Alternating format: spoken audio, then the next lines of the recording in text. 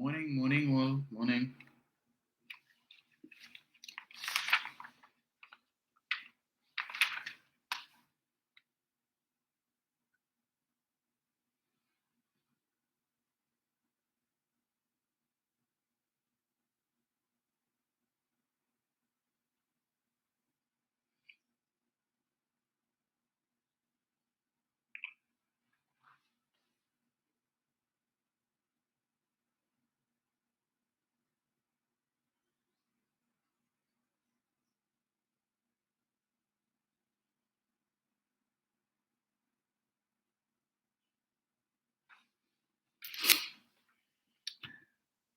Morning.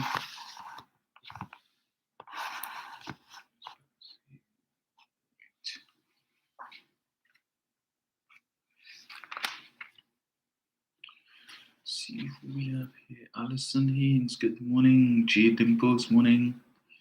Althea Allen, Pauline Buckmeyer, Jennifer Farron, good morning, guys. Kathy Ann Best, good morning to you. Marlene Pantin, Sedena Koshi, Alberta Sampath, Desh Rumin, and Patty Kutu, good morning. Kevin Springer, Alison Samuel, morning, Alison. Rosemary Headley, Ashley Robertson, good morning to all of you guys as well. Arthur James, morning.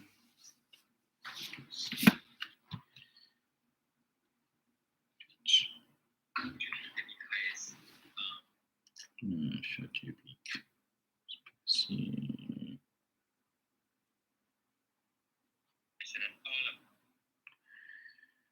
46. Freeze that day.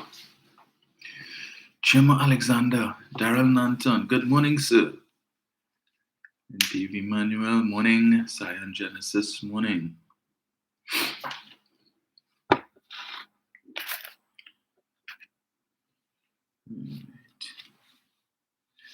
Angela Carty, good morning.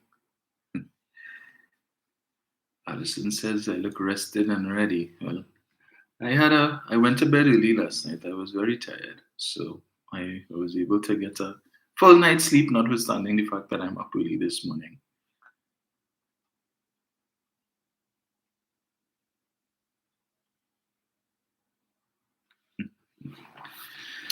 Sedena is asking if I saw the PM's press conference. No, I didn't. I started to look at it, Sedena, on Facebook last night. So I'm halfway through. So when I complete it, I guess I could probably touch on that on Thursday. Says the PM brought the evidence to show all Gigi about the vessel's lies. Gigi nasty mouth. I see, and that's what I'm saying. Not well. If that information hasn't been in the public domain before, perhaps we can excuse John and John on Saturday for not being able to reference that information in response to what Mr. Griffith has said. But knowing Mr. Griffith, the individual that he is, if he by now he hasn't put out a video, refuting what the Prime Minister says, or probably not gonna get one, or probably try to deflect, talk about something else to distract from. So because he doesn't really take too kindly to the Prime Minister making him out. And as a matter of fact, he don't like anybody making him out. So his ego will not allow. So Jacqueline Siebel says, good morning, first time viewing. Welcome, Jacqueline. Yeah, so that is the individual that is Gary Griffith. But certainly I should finish looking at it today, and then on Thursday I will speak to that and other things. But this morning we have some stuff.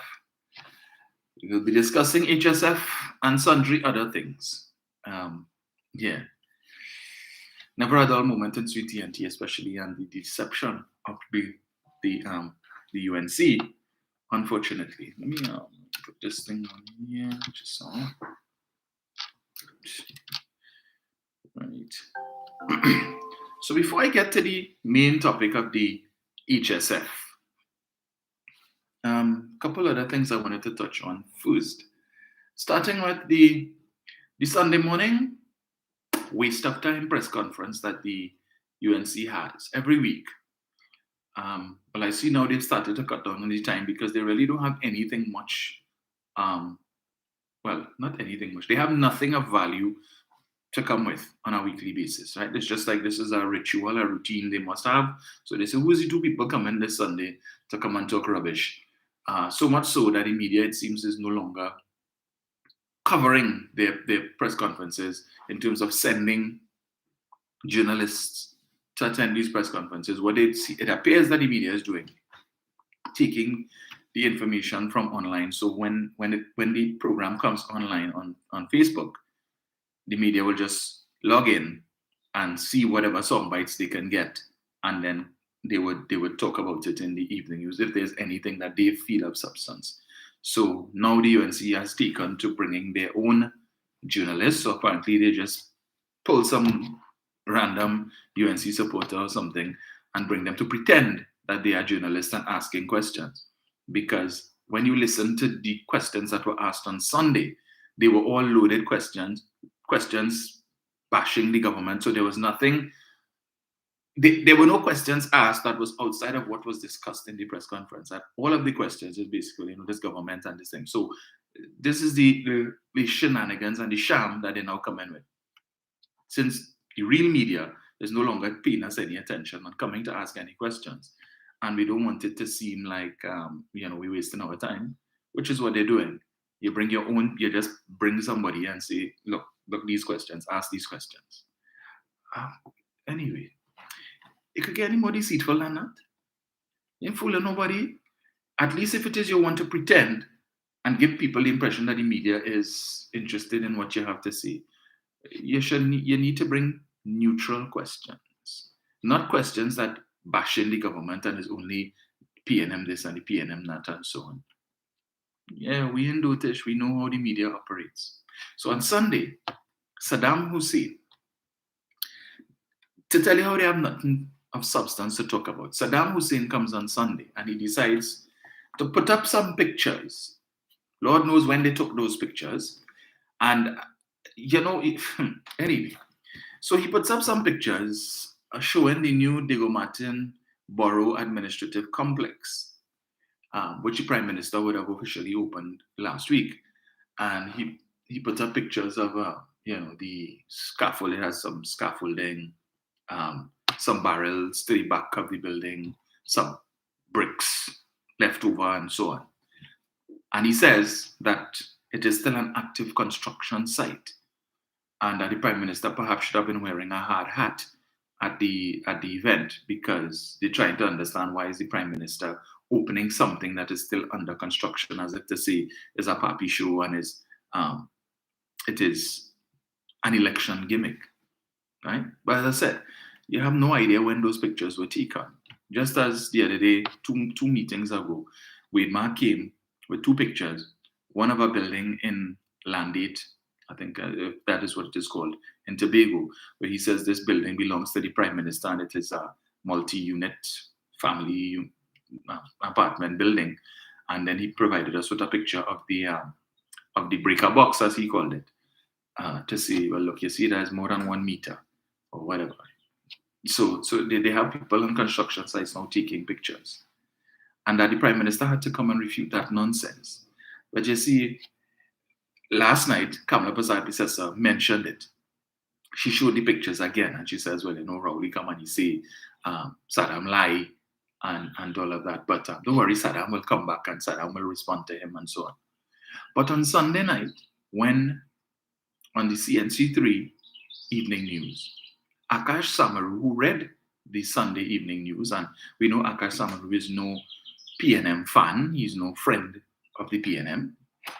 I would not proffer to say which party I think he supports, but we know, based on his interactions and exchanges with the Prime Minister and so on, he really is no friend of the PNM. And in reading the news, he indicated, I don't know if it is that I was part of the script, and perhaps it was, he said, so after he carried that little clip from Saddam Hussein, he said, but CNC3 News was present at the event and we saw no evident signs of ongoing construction, which questions the veracity of what Saddam Hussein said, what he presented, and when those pictures were taken, right? Because if CNC3 is saying, we were there, our reporters were there, our cameramen were there, and we saw no evidence, because after the official part of the thing, there was a walkthrough, right? The media was invited to escort to accompany the Prime Minister and the other persons there on a tour of the building. And CNC3 says we saw no evidence, signs of ongoing construction. But apparently, Mrs. Prasad Bisesa, like, she don't look at the Sunday evening news. But that didn't stop them. You see, they know that the truth does not matter to their supporters. You could, and as I always say, you could provide them with what evidence you want to. They suffer from cognitive dissonance. Once they hold on to something and they believe that this is what it is, you could come and say bring what evidence. They're not budging from that. In fact, you could have a situation where somebody, David Lee, for instance, could come and confess and say, yes, I'm guilty. I committed this offense for which he is now out on $1 million bail. And the UNC supporters would say to him, you lie, you're not guilty. That is to tell you the mindset that they have, but they call PNM supporters sycophants, and we drinking Balize juice. Right? But to call a press conference to talk about that, apparently Saddam has very short memory. In particular, in 2015, he seems to have forgotten when they were opening the Cuba Children's Hospital. And Mrs. Prasad Bisesa had this big event to open it. But what happened? When the breeze blew and blew down the tent, and there was evidence to show that it was still an active construction site. Remember that? But apparently Saddam doesn't remember that. So you want to call a press conference and say, look, we're only trying to mamagai people to say he opening a facility. And it's still an active construction site. But that was commonplace. That sort of thing was commonplace for Mrs. Prasad Bisesa, who on the 7th of May 2015 turned the sod to start construction of the Arima Hospital. And that was the only thing, the only time any sand and tools were involved in the construction of the Arima Hospital under the People's Partnership was on that day, the 7th of May, when they turned the sod. Nothing else was done with respect to construction of that hospital. 2 weeks later, on the 21st of May 2015, they turned sod for the Point Fortin Hospital. And again, that was the only time under the People's Partnership where any tools, sand, or any blocks or anything was involved with respect to the construction of the Point Fortin Hospital. Sum total. Nothing happened after that. And it was when this PNM administration came in that they had to retender, because they came in and found that there was no funding put in place for these two projects, but budgets had been established. And it was with this administration coming and doing the retendering process that they were able to save tens of millions of dollars and construct both hospitals for less than what the People's Partnership had proposed, as was the case with the Curep Interchange and a number of other projects. The Napa, as I often talk about, where Lincoln Douglas, who was then the Minister of Multiculturalism, shut down Napa for 2 years and told us it would cost $100 million to repair. And this government came in and did it for $20 million. 5 times less than what the People's Partnership said it would cost. President's House, they said it would cost $169 million to renovate. This administration came in and did it for $89. They told us that the Brian Lara Stadium would cost $150 million to complete. This government came in and did it for $89 million. And these are just a few of the projects that were undertaken by this administration, in total resulting in savings of $1.5 billion. Right? This government that they say is so corrupt, this government not only like to thief, saved $1.5 billion. And as I made the point before, if this government really wanted to thief, they could have taken any one of those projects and proceed at the same budget as had been earmarked by the People's Partnership. Do it, get their contractors to do it for the price that it was actually done at. And the savings, they could have thief it, split it up amongst themselves, the 23 members of cabinet, and all of them would have been smiling all the way to the bank. They didn't even need to work after whenever they demit office. They could have said, one term, I got it, one term, and I see all them. That's even some this one project. The QREP interchange alone, almost 300 million. 300 million shared amongst 23 members of cabinet. You got to go. You don't need to waste it. One term, and I gone. That didn't happen. But they continue to say this government is corrupt. For a third week, the Sunday Express has been carrying a story, a two-page story on the Commission of Inquiry into the Piako Airport. I realized last night, Mrs. Prasad Visesa, for the last 2 weeks, she touched on it. She didn't. I don't know if it is that she didn't get a copy of the Express this week to read what is in it. But it is interesting and informative, as I said before, that the only thing she could see, the only comment she could make and has made for the last 2 weeks on this topic is that the Commission of Inquiry would have exonerated DPL Jolene John. And then to say, but don't put this Piako Airport thing on me. Pandey is no longer part of the UNC executive. So in other words, blame Pandey. Don't blame me. Don't try to put that on me. So we went from it's a 25-year-old PNM smear campaign designed to make the UNC look corrupt to, well, don't blame me. It's Pandey, do it. But you were the Attorney General under Pandey, the last Attorney General under Mr. Pandey, and who, from all evidence, would have engaged in activities designed to suppress the investigation into that matter, right? By attempting, first of all, to fire the forensic auditor, Bob Lindquist, and his counsel, Carl Hudson Phillip, eminent, well, at that time, Queen's Counsel, right? And questioning the report, and rather than focus on the contents of the report and pursue what Ramesh Maharaj had started, we engaged in activities which appeared to want to simply push all of that under the rug. But now you're saying, don't blame me. Blame is Pandey's fault. Okay. All right, no problem. Let me play something for you all from Sunday. Saddam Hussein. I always say the future of the UNC is just as bad as the present. And certainly he is somebody who is being groomed to take over the leadership of the UNC. In fact, she didn't single him out last night, but she made reference last night to, the future. She says, I'm tired. The battle never stops. And she talked about someday, some son or daughter of the UNC will come forward and they will take over the leadership of the party and then she can rest. Nothing's stopping you from going to rest now because you're not offering anything of substance anyway. So, yeah, you can barely walk. Sometimes people have to be helping you and all that. Come on, relax. You're 70-something years old. Spend whatever time you have left with your grandchildren. What's the point? You don't know how long your tenure above ground is again anyway. So, yeah, step aside. There are plenty of them in the UNC who want you to step aside and nobody wouldn't say it. Anyway. But as we say, you stay there. As long as you're there, we good. Right. Let me see if I get this here. It's not off this. Just give me 1 sec. I had this thing saved here and then, yeah. Right. The opposition.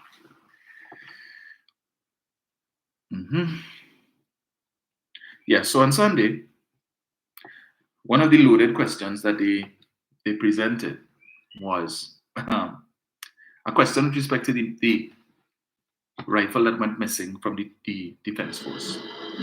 Let me get this here. And the question was posed to Saddam Hussein, and as I said, clearly it was a loaded question. So they put together a list of questions, it seems, and so that the two MPs would be able to answer. Anyway, you'll hear it for yourself. Hypocrisy knows no bounds with this party. Listen to Saddam Hussein's answer to this question, right? Then I'll read something for you all after that. I've read before, but some of you all may not have heard it before. For our new listeners, welcome again. We get this here. Support officers within the school.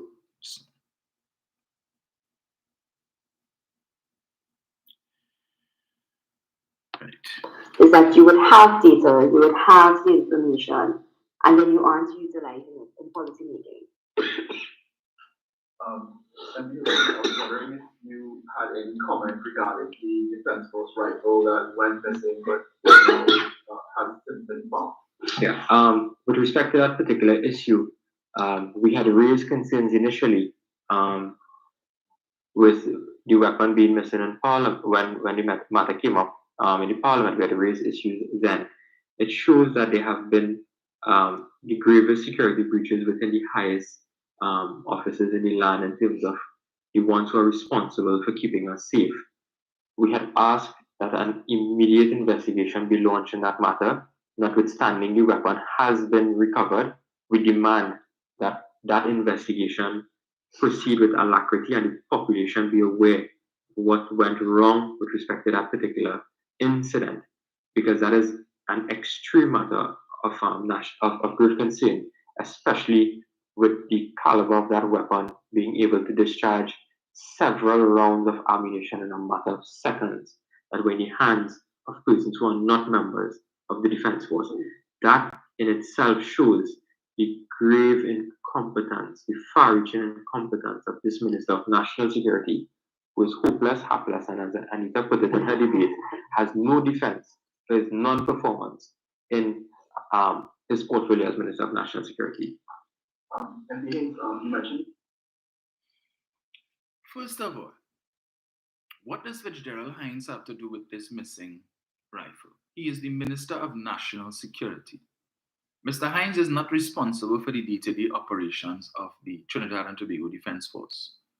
That is why we have a Chief of Defense Staff, right, who gets a pretty decent salary every month. And even so, between Mr. Hines and the soldier who was identified as being the culprit, but innocent until proven guilty, there are several layers of authority between Mr. Hines and this individual, right? Persons who are responsible for running the defense force, ensuring that there is proper due diligence taking place, chain of custody and so on with respect to the distribution of firearms, and so that we could track it.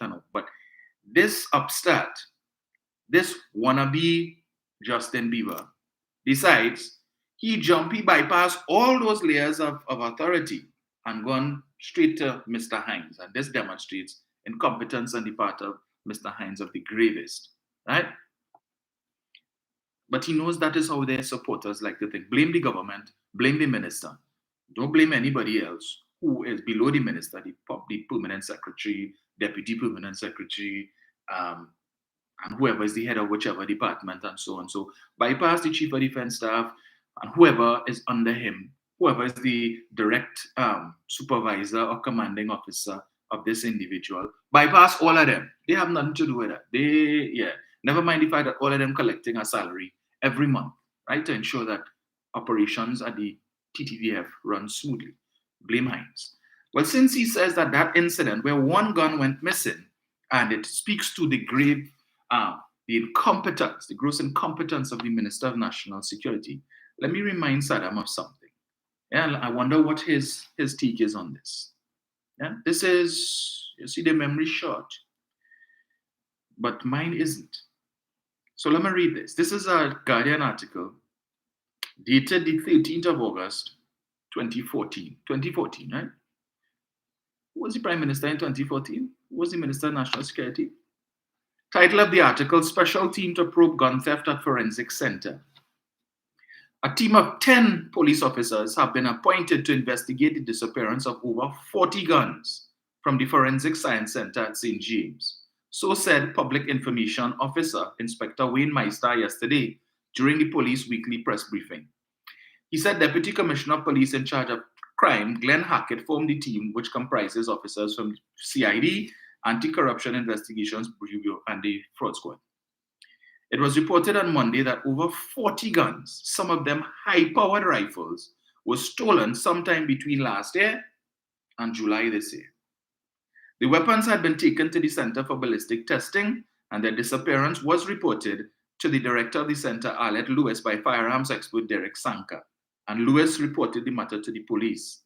MyStar said the police were concerned over the missing weapons, which were part of ongoing cases and whose disappearance may negatively affect those cases.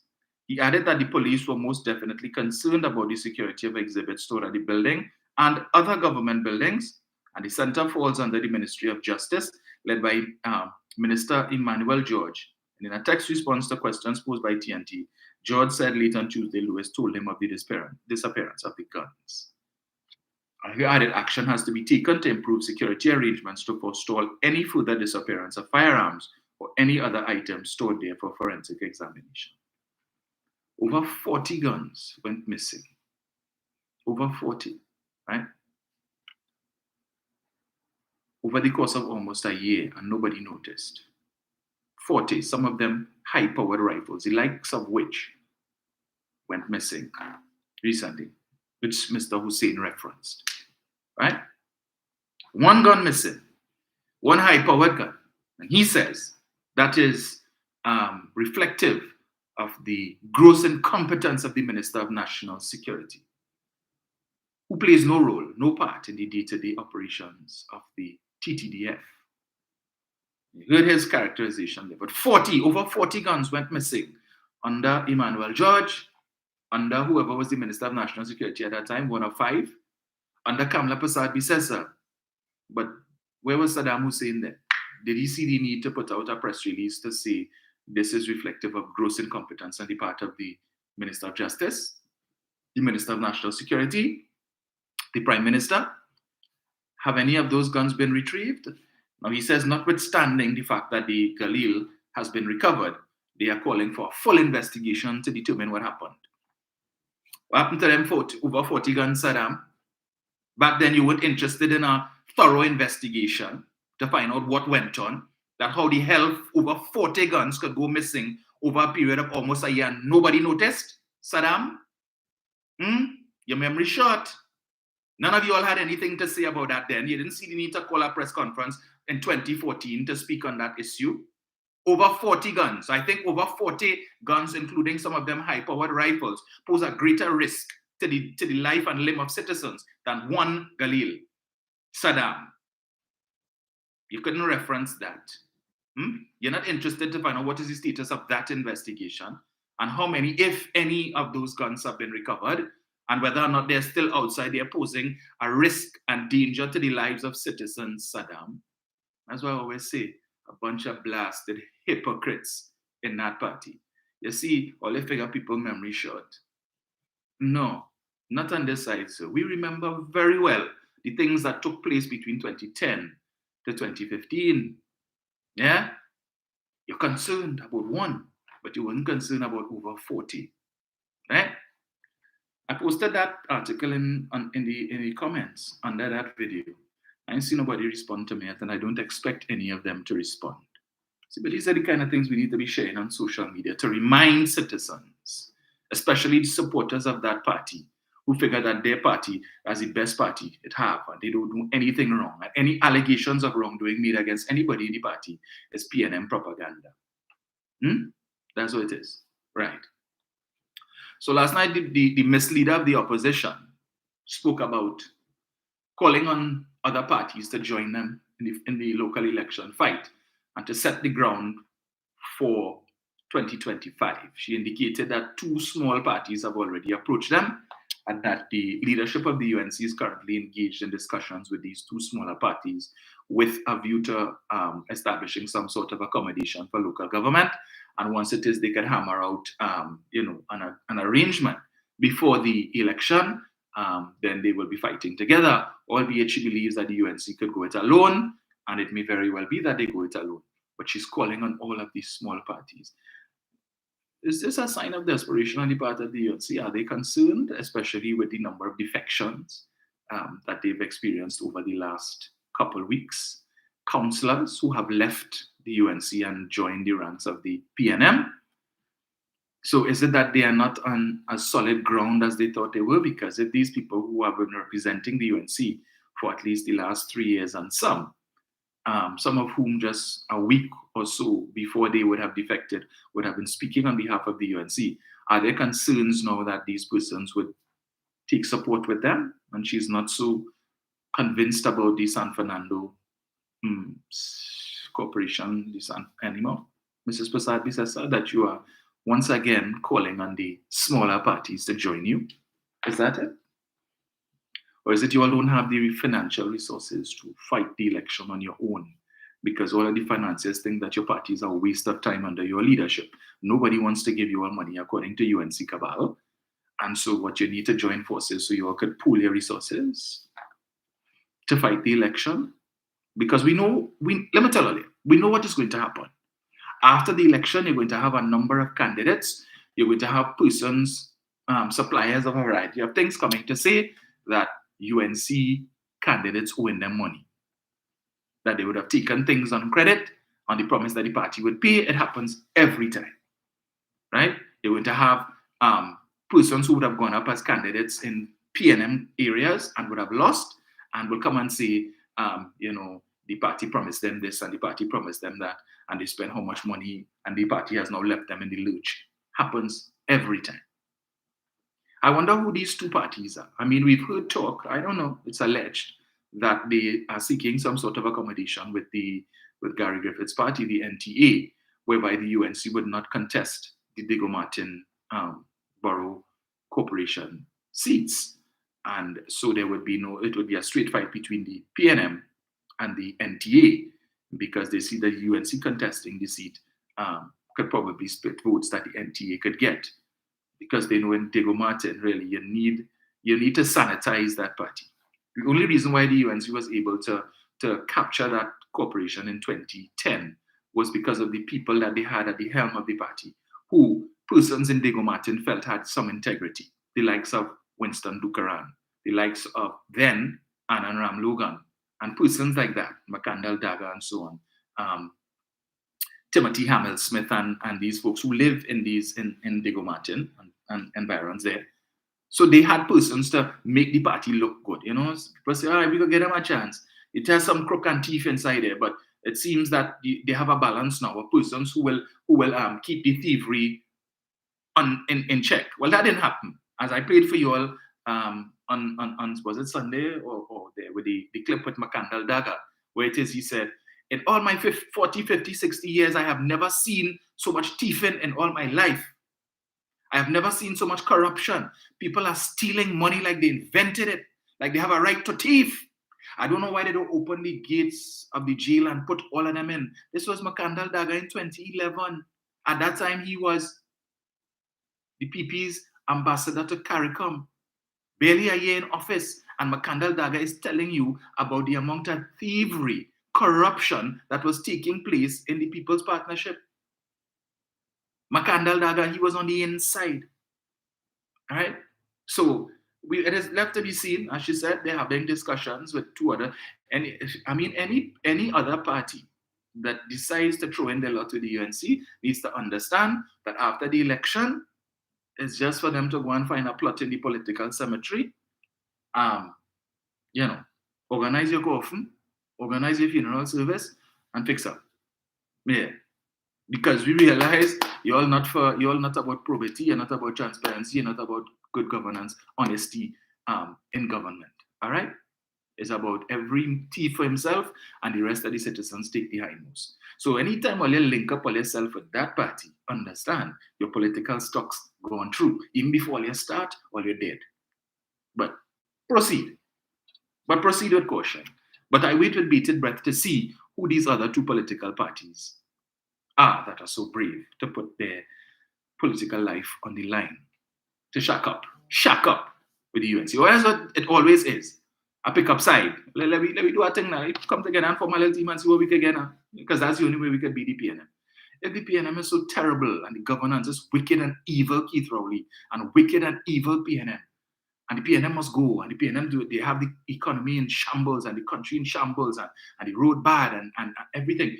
Why you all need to come together? You should be able to get rid of the PNM easily. Easily. You see, but they know and they understand. There are citizens in this country who, now I will admit, as a citizen of Trinidad and Tobago, yes, there are problems in the country. But you see, I understand as somebody who travels and someone who would have had the opportunity to see what exists in other jurisdictions, to speak to persons who live in other countries and hear from them what happens in their country. So that when I went to Jamaica the other day and I had opportunity to speak to some of my Bayesian colleagues, just in general conversation we're talking about, and they're telling us about, in Barbados, in Christchurch, for instance, the size of the potholes could swallow your car and all of these different things. I've never, well, I can't, well, let me not say I haven't been. I've never visited Barbados in terms of being able to. On my trip to Jamaica, Barbados was a stop. We stopped in the airport. But we didn't come off the plane. So that is the sum total of my visit to Barbados. But I intend to visit at some point in time. So I have no idea what is taking place in Barbados. But this is what was told to me by Bajans who complaining about the issues that they have in their country. Pothole is a big issue in Barbados. Sometimes the issue of water and these things. This is what Bajans are saying to me. In Jamaica, I had my Jamaican colleagues complaining. One of them said, Jamaica is known as the land of wood and water. He says, so I can't understand how for weeks citizens not getting water in their taps in Jamaica that is known as the land of wood and water. That's the first time I hear that. And he and others, Jamaicans, there's plenty of them, telling us these are the problems that we experience. Aside from the spiraling crime rate, where last year they had 1,498 murders a record, that they're also facing problems with potholes. They're also facing problems with respect to water issues. They're facing unemployment issues. They're facing problems with respect to inflation and high food prices. I say, but like the PNM is the government for Jamaica. And colleagues from Belize, colleagues from Dominica. But if you listen to the UNC, you would swear the only place that has these problems is Trinidad and Tobago. Nowhere else. The rest of the Caribbean is a veritable paradise, right? We want the best roads, but we don't want to pay property tax. We want the government to find the money. Oil production is down, gas production is down, which means that the government's revenues available to fix all of these things is also down. But we don't want government say we can borrow money to fix the road. They complain. You're driving up the debt to GDP ratio. We will take money from the Heritage and Stabilization Fund to pave the road. We complaining, they're raiding the Heritage and Stabilization Fund. They say, all right, but we go bring property tax to raise the money to pave the road. We have a problem with that too. Tax, tax, tax. All this government is about is tax, tax, and more tax. But you could proffer no strategy or suggestion as to how the government should get the money to do all the things that you want them to do. So rainfall now. We now going into the rainy season. Rainfall, heavy rainfall over the last few days, flooding. Typical. Where are the UNC supporters and the UNC members who were beating all their chest the other day? The Privy Council say that the government action was illegal and it was unconstitutional. Where are you all now? As a result of that challenge by the UNC, you have no councillor to help you now. And until after the election on August 14, you have no councillor. So any heavy rains that fall between now and then, and your house flood out, you have no councillor to help you out. No councillor to access the resources of the corporation to help you. Because councillors' jobs, their term of office ceased officially on May 18th when the Privy Council handed down that judgment. Right? And all was beating all their chest. Yes, PNF thing, we beat them in the Privy Council and the Privy Council. Where's the Privy Council now? When you sit down in your yard, when you sit down in your house and you have to be putting up all of your furniture and the appliances get wet and I don't really want to politicize the flood thing. You see, when you don't think, right? Because the government's position was that the main reason for extending the life of the local government bodies is so that as far as possible we could roll out as much of the local government reform legislation as we could, to make as many of the changes that we could over the course of that year, so that when the new councillors come in, the new term of office begins, that they could hit the ground running and that they would have access to the reforms to be able to deliver a better service. But they made it, the PNM frayed the electorate and they afraid to call the election and so on. No, government is saying this is what. Instead of having a new batch of councillors coming, operating under the old system, which we acknowledge is ineffective, inefficient, and it is not serving the burgesses and the constituents to the best in terms of what they deserve, let us roll out as much of the new system as we can, so that when the new councillors come in, they have something new to work with. And they, especially where you have brand new councillors, first-time councillors who are not familiar with the process, that we make it a little easier for them to be able to deliver to the burgesses. And they say, okay, fine. So that has not happened. So they come new people, as scripture says, you're putting new wine in old wineskin. So the new councillors coming and have to deal with the old system and continue to deliver the same inefficient service that has been delivered before because of the system that is in place. No problem. But Oli was happy. Now rainfall. And one day, according to the weather report last night, in 24 hours, we had half a month's rain in 24 hours. Half a month's rain in 24 hours. Unusual rain, right? But of course, it doesn't take away, the UNC will not miss the opportunity to get a camera crew and run down by every river that bursted banks. So say, you see, we were telling the ministry, we tell Rohanson and that they needed to raise the bank. The South Oropouche River has burst its bank. It's at 100%, right? It's at 100%. So he myth. But Dave Tanku see it fit to do a video to come and talk about, look, you see, and we tell them, and dry season, they do nothing, no desilting, nothing happening. So another former councillor, same thing, down on his side. Do a video, post it up on social media to say, you see, they ain't do nothing, no dredging, no desilting, and look at what the citizens have to go through now. Really? Okay. That is, we expect to see plenty more of that. So if we're now in the onset of the rainy season, all this rainfall, and I repeat, in 24 hours, half a month's rain fell. It's not normal rain, which has contributed to the situation. But the UNC wouldn't talk about that. I tell you, according to Kamala last night, rainfall, a drizzle, just a drizzle, and the place flood. Just a drizzle, right? Half month's rain in 24 hours, she calling a drizzle. And of course, her supporters going to run with that. So so for the next 2 months or thereabouts, you do not have the support of your councillors in terms of they cannot access the resources of the corporation to assist you. So other than personal resources and any little money they could scrape up and sponsor donations that they could get anywhere. So you could see Khadija Amin and Saddam Hussein riding on the back of a flatbed, handing out Subway sandwiches and KFC, and maybe 2 bottles of Clorox and a broom and a scrubbing brush. Hard luck. So you know what?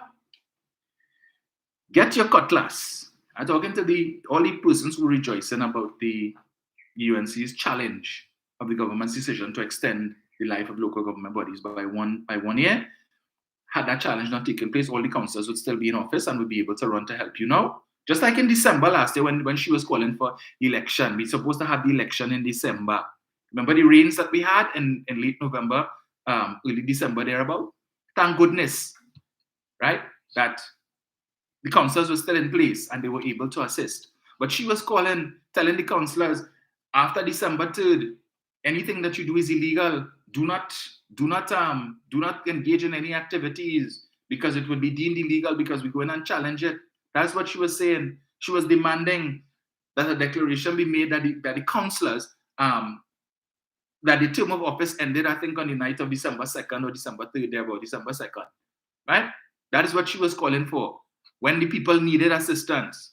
But when this guy, Inchan Ishmael, ran Faris and Rohan Sinanan out of bamboo in the most disrespectful way. Yes, and they needed help. Thank goodness the councillors were still in office, but this time they're not in office. So to all of you all who are rejoicing over the Privy Council ruling, here what to do. Get your cutlass, your poignard, your gilpin, your tricanal, whatever you call it. Put on your tall boots. Go out in your backyard or your front yard. Look for the first tree you could find.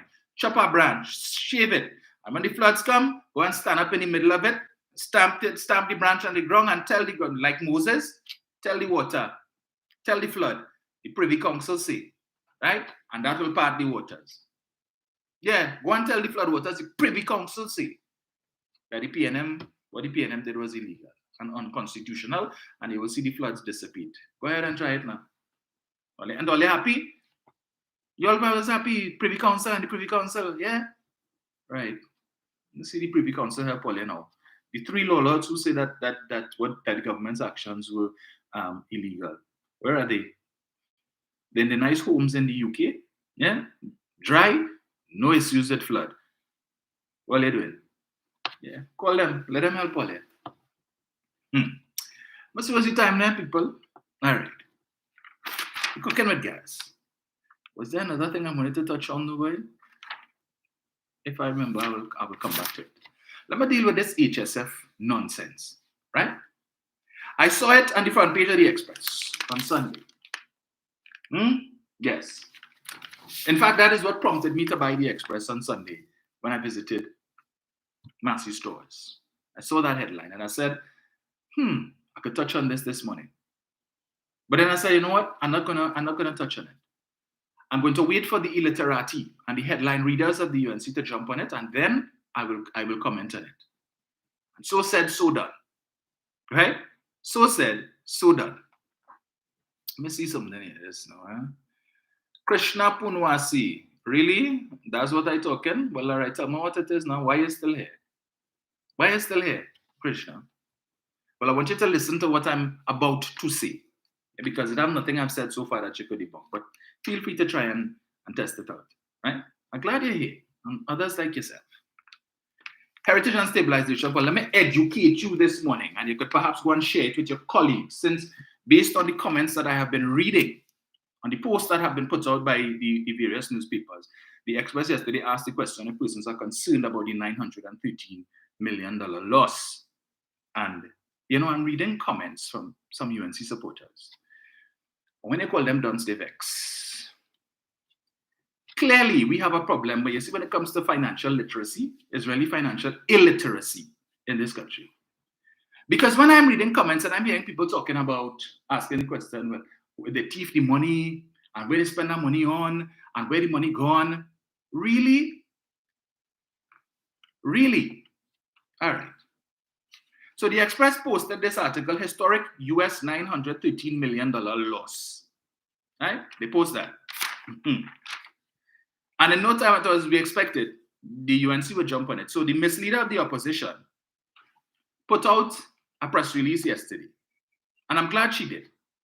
Very, very glad she did, right? Let me show her up this morning. Again, some people should just stay away from anything that deals with finances and investments, portfolio management. Stay away from that. Let me read for you what it is Mrs. Prasad Bisesa put out yesterday, right? Media release to all editors.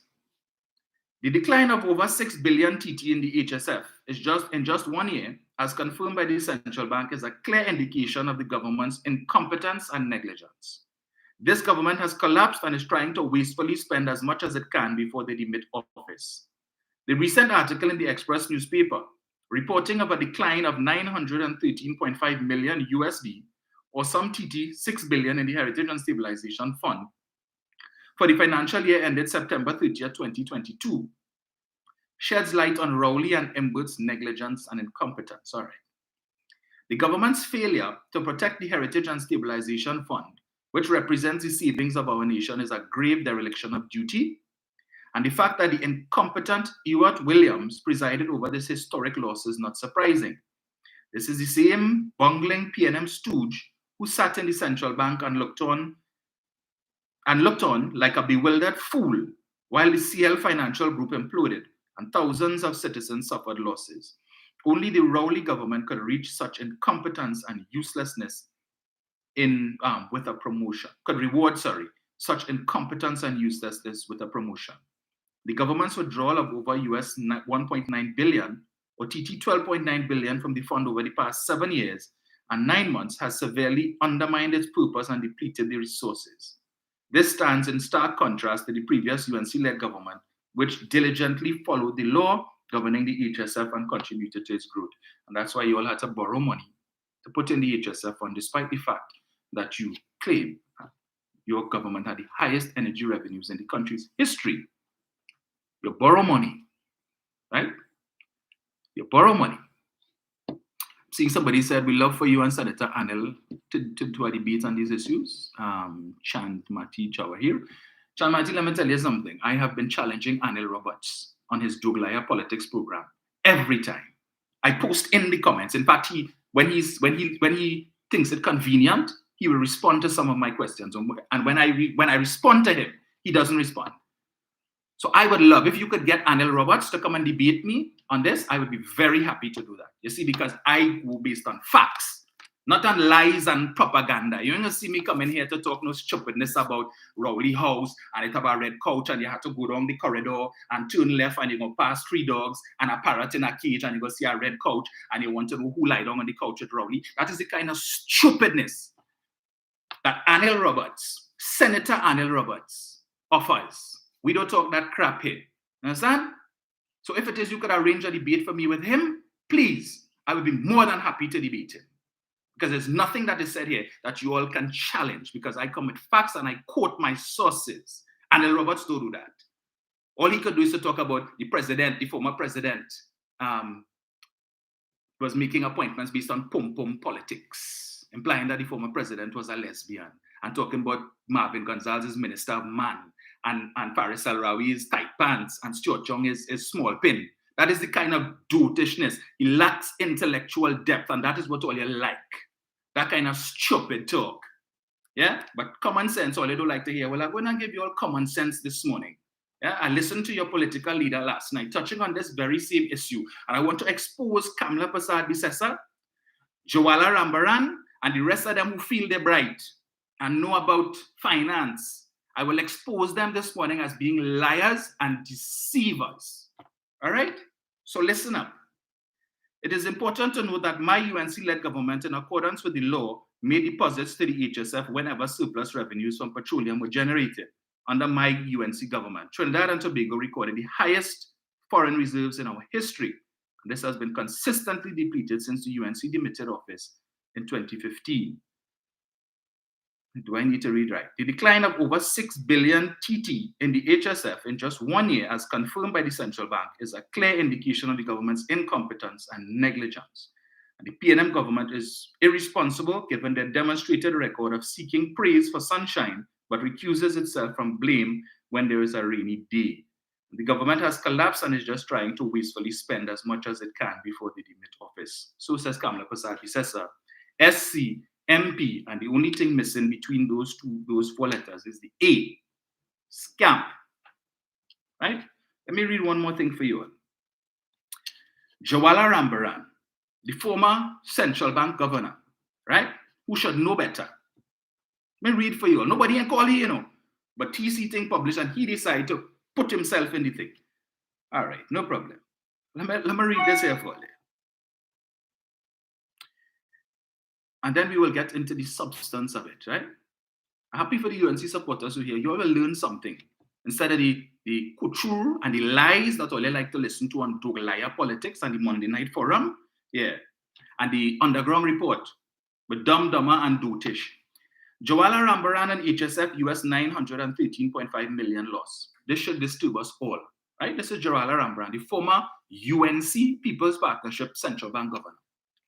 Ex-Central Bank Governor Jawala Rambaran says the loss of US 913.5 million incurred by the Heritage and Stabilization Fund in 2022 should disturb us all.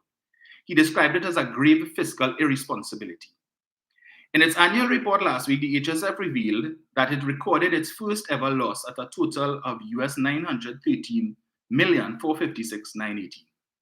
It said from the total US 908,481,000 was the result of a loss from investments. In a release, Rambaran, who served as the board's director in 2012, said the revelation reminded him of the Urdu word barakat. He said it is used to describe the ability to earn wealth and keep it, and was often used by his grandparents. The loss, he said, reminded him that the old idea of barakat still has relevance today as the Rowley PNM government continues to show their hands have not been blessed to create wealth.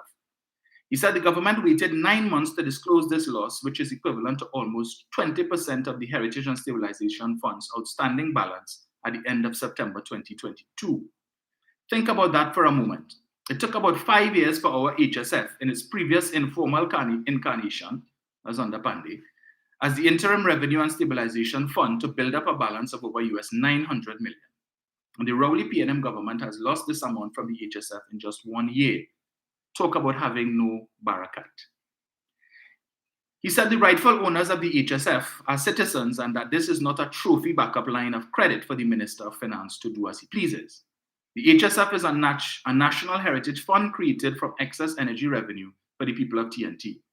The HSF belongs to you, your children, and your children's children. We therefore must have an interest in how much money is placed in the HSF, how much money is withdrawn from the fund, and for what purpose, how its resources are invested, and most importantly, what is the investment performance of the fund. In the report, HSF Chairman Ewart Williams said over the past 3 years, the HSF confronted a series of challenges that have tested its resilience and threatened its sustainability. Here it is, right? Listen to this. These challenges include the COVID-19 pandemic and the Russia-Ukraine war, among other things. Let me repeat that, and I know why I'm repeating it. He says these challenges include the COVID-19 pandemic and the Russia-Ukraine war, among other things. Rambaran said nothing could be further from the truth. This is former central bank governor Joala Rambaran said nothing could be further from the truth, and added that the events in the global financial markets have simply revealed the incompetence of the HSF board. In this turbulent environment, the HSF board must be adept enough to shield the fund from the worst effects of financial risks associated with such events. This requires a proactive approach, constant monitoring of the markets, mature reflection, and deliberate judgment to act. This historic large first loss of the HSF shows an egregious breach of fiduciary duty on the part of the current HSF board members. By law, these board members have a fiduciary responsibility to the owners of the HSF, who are the people of TNT. He said in any other country, the current HSF board members would have resigned, but that integrity does not seem to live in TNT. Well, we could agree with that, because in any other country, Kamla Persad-Bissessar would have ceased to be the political leader of the UNC since 2015, when she lost that general election, going from 29 seats, right, coming down to 18 seats. She would have resigned in any other country. But in this country, she lost 2015, she lost 2020, and her supporters continue to keep her there, right? Bear that in mind. Manning lost 2010, and he left. He didn't stick around, hold on to the position. He left. He didn't make excuses as to why they lost, as Kamala did in 2015. It was because of the 1 hour extension. It was because of Emailgate. It's because the chief elections officer is Maxi Coffee niece. All kind of excuses, right? They can't pick a struggle. They went to court here to say is the reason why they lost the election in 2015 is because the PNM EBC extended voting time in Trinidad by 1 hour.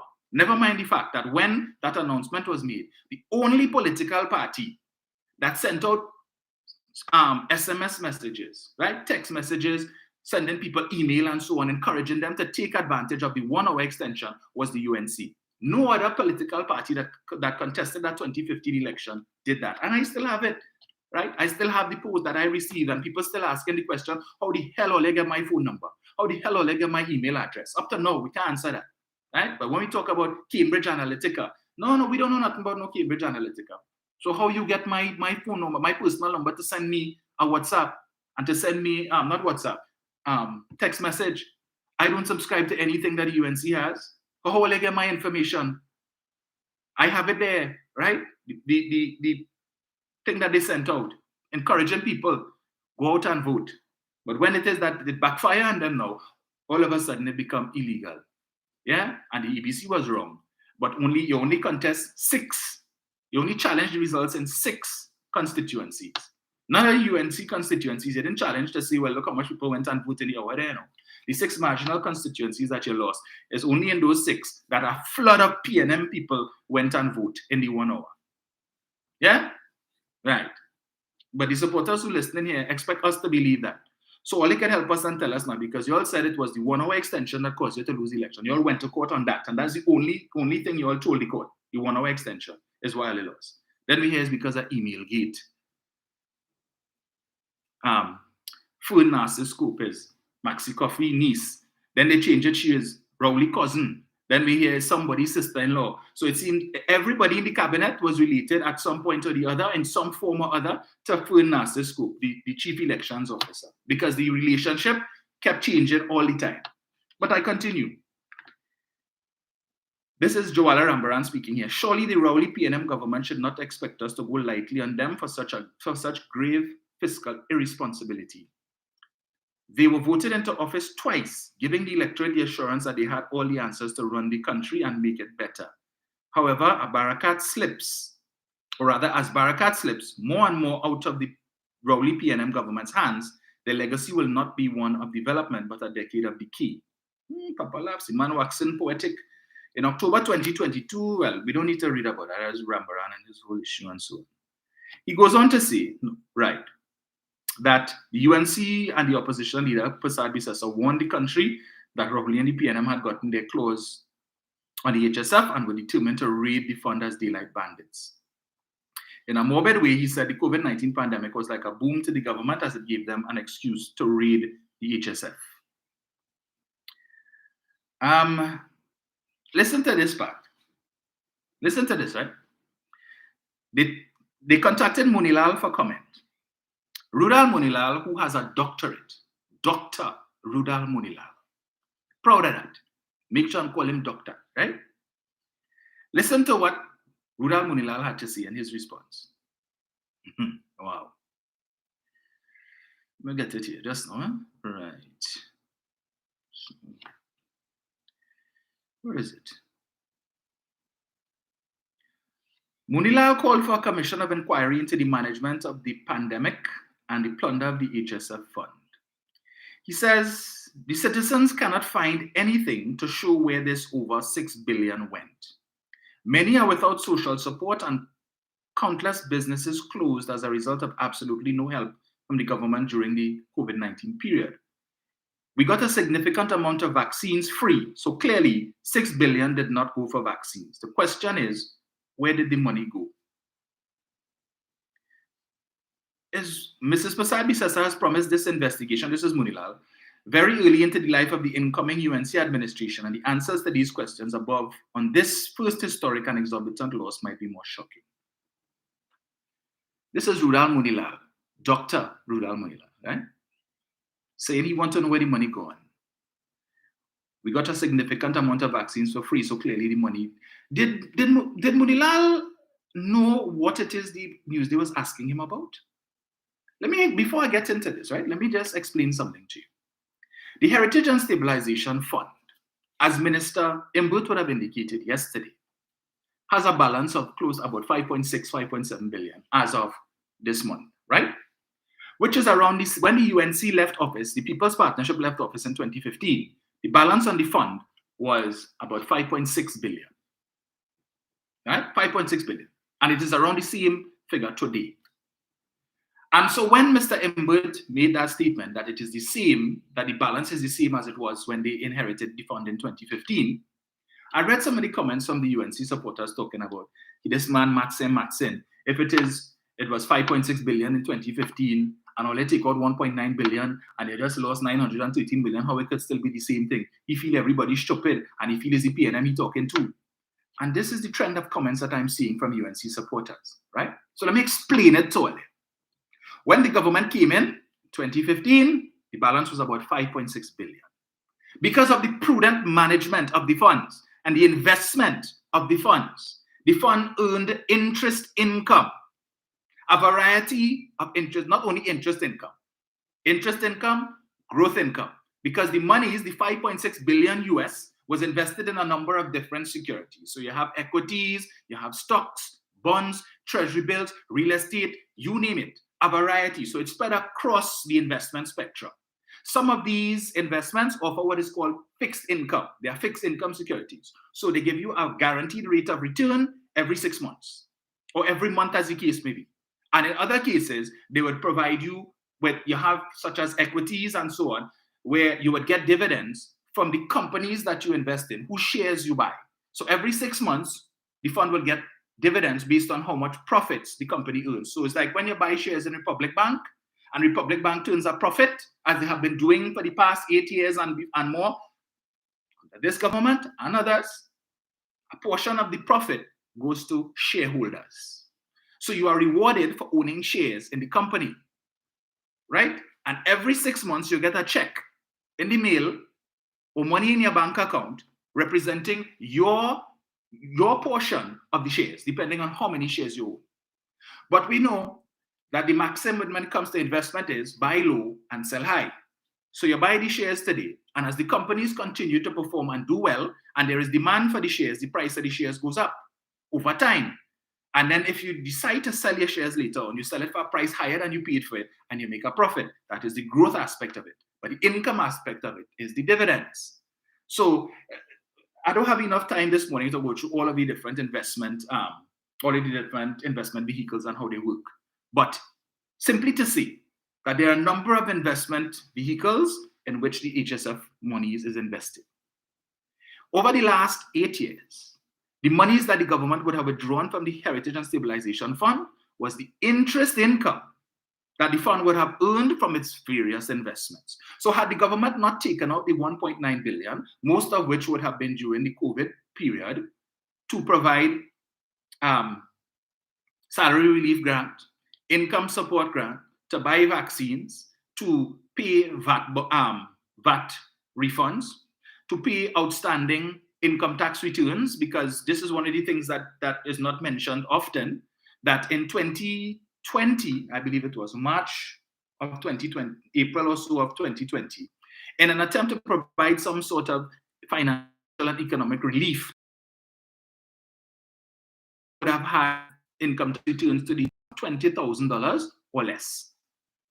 So once it is that you had your income tax return inside and you're waiting for your refund from since 2018, 2019, 2020, well, not 2020, 2018, 2019, or before that, Mr. Imbert said anybody who is entitled to a refund of $20,000 or less, your refunds would be paid. I received mine. I was waiting for 2 years, 18 and 19, and I got mine in the mail in April of 2020, right? So these are some of the things that the money was spent on. The money was spent on providing VAT refunds of up to a certain amount to businesses, which they were complaining about. The minister said, we don't want businesses to be sending people home because they don't have money to pay salaries because the economy is impacted. So we will pay VAT refunds up to a certain amount so that these companies can have money to be able to sustain their operations for a longer period of time while we try to figure out where we go from here, depending on. And at the point in time when he made that statement, he said the government was expecting that probably by June, July, the COVID issue would have resolved. We didn't know at that time that it was going to run into 2 years, right? So money was taken out for that. Money was taken out of that 1.9 billion. The government would have put some $300 million into First Citizens Bank, where they said that businesses, small and medium enterprises, were able to come and access loans of up to $300,000 interest-free. At first, they said 50%. The government would provide collateral support up to 50%, and you would be responsible for the next 50. You didn't have to provide the collateral. But if it is that you defaulted on the loan, right, the government would, whatever is your outstanding balance, the government would pay half, and you would be responsible for the next half. And as time progressed, government said, you know, here what? We're removing that. 100% guarantee. So you're a small or medium enterprise, and that you're earning, your annual earnings is between, I think, 300,000 to 5 million or something like that. You could get this loan from First Citizens to cover your operations, pay salaries, pay overhead expenses, your bills and rent and all of these different things. But if you default on it, you don't have to pay it back. $300 million was put there. They put $100 million into the credit union movement to allow the average citizen who are members of the credit unions to go to the credit union and get a loan of up to $5,000 over a 3-month period to assist. So if it is that your income was affected, you lost your job and so on and whatnot, the government put $100 million into the credit union movement, all the credit unions. So you could have gone now to the credit union and you would have been able to get up to $5,000 borrowed. You could have borrowed up to $5,000 per month for 3 months, so a total of $15,000. Right? And then you would make arrangements with, but that was guaranteed by the government. So even if you didn't pay it back, you didn't have to worry. If you ran into hard times and you didn't recover or you didn't get back a job as quickly as you could, the government pick up that. $100 million was put into the credit union movement for that. But that wasn't talked about. You see, Mrs. Prasad said Sunday wouldn't talk about all of these things. And so money was spent for all of that to outfit the Arima Hospital to make it a COVID hospital.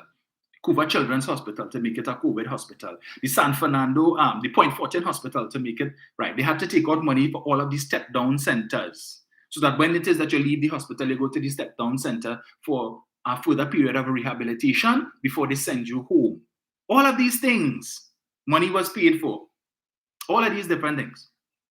That's where the money went.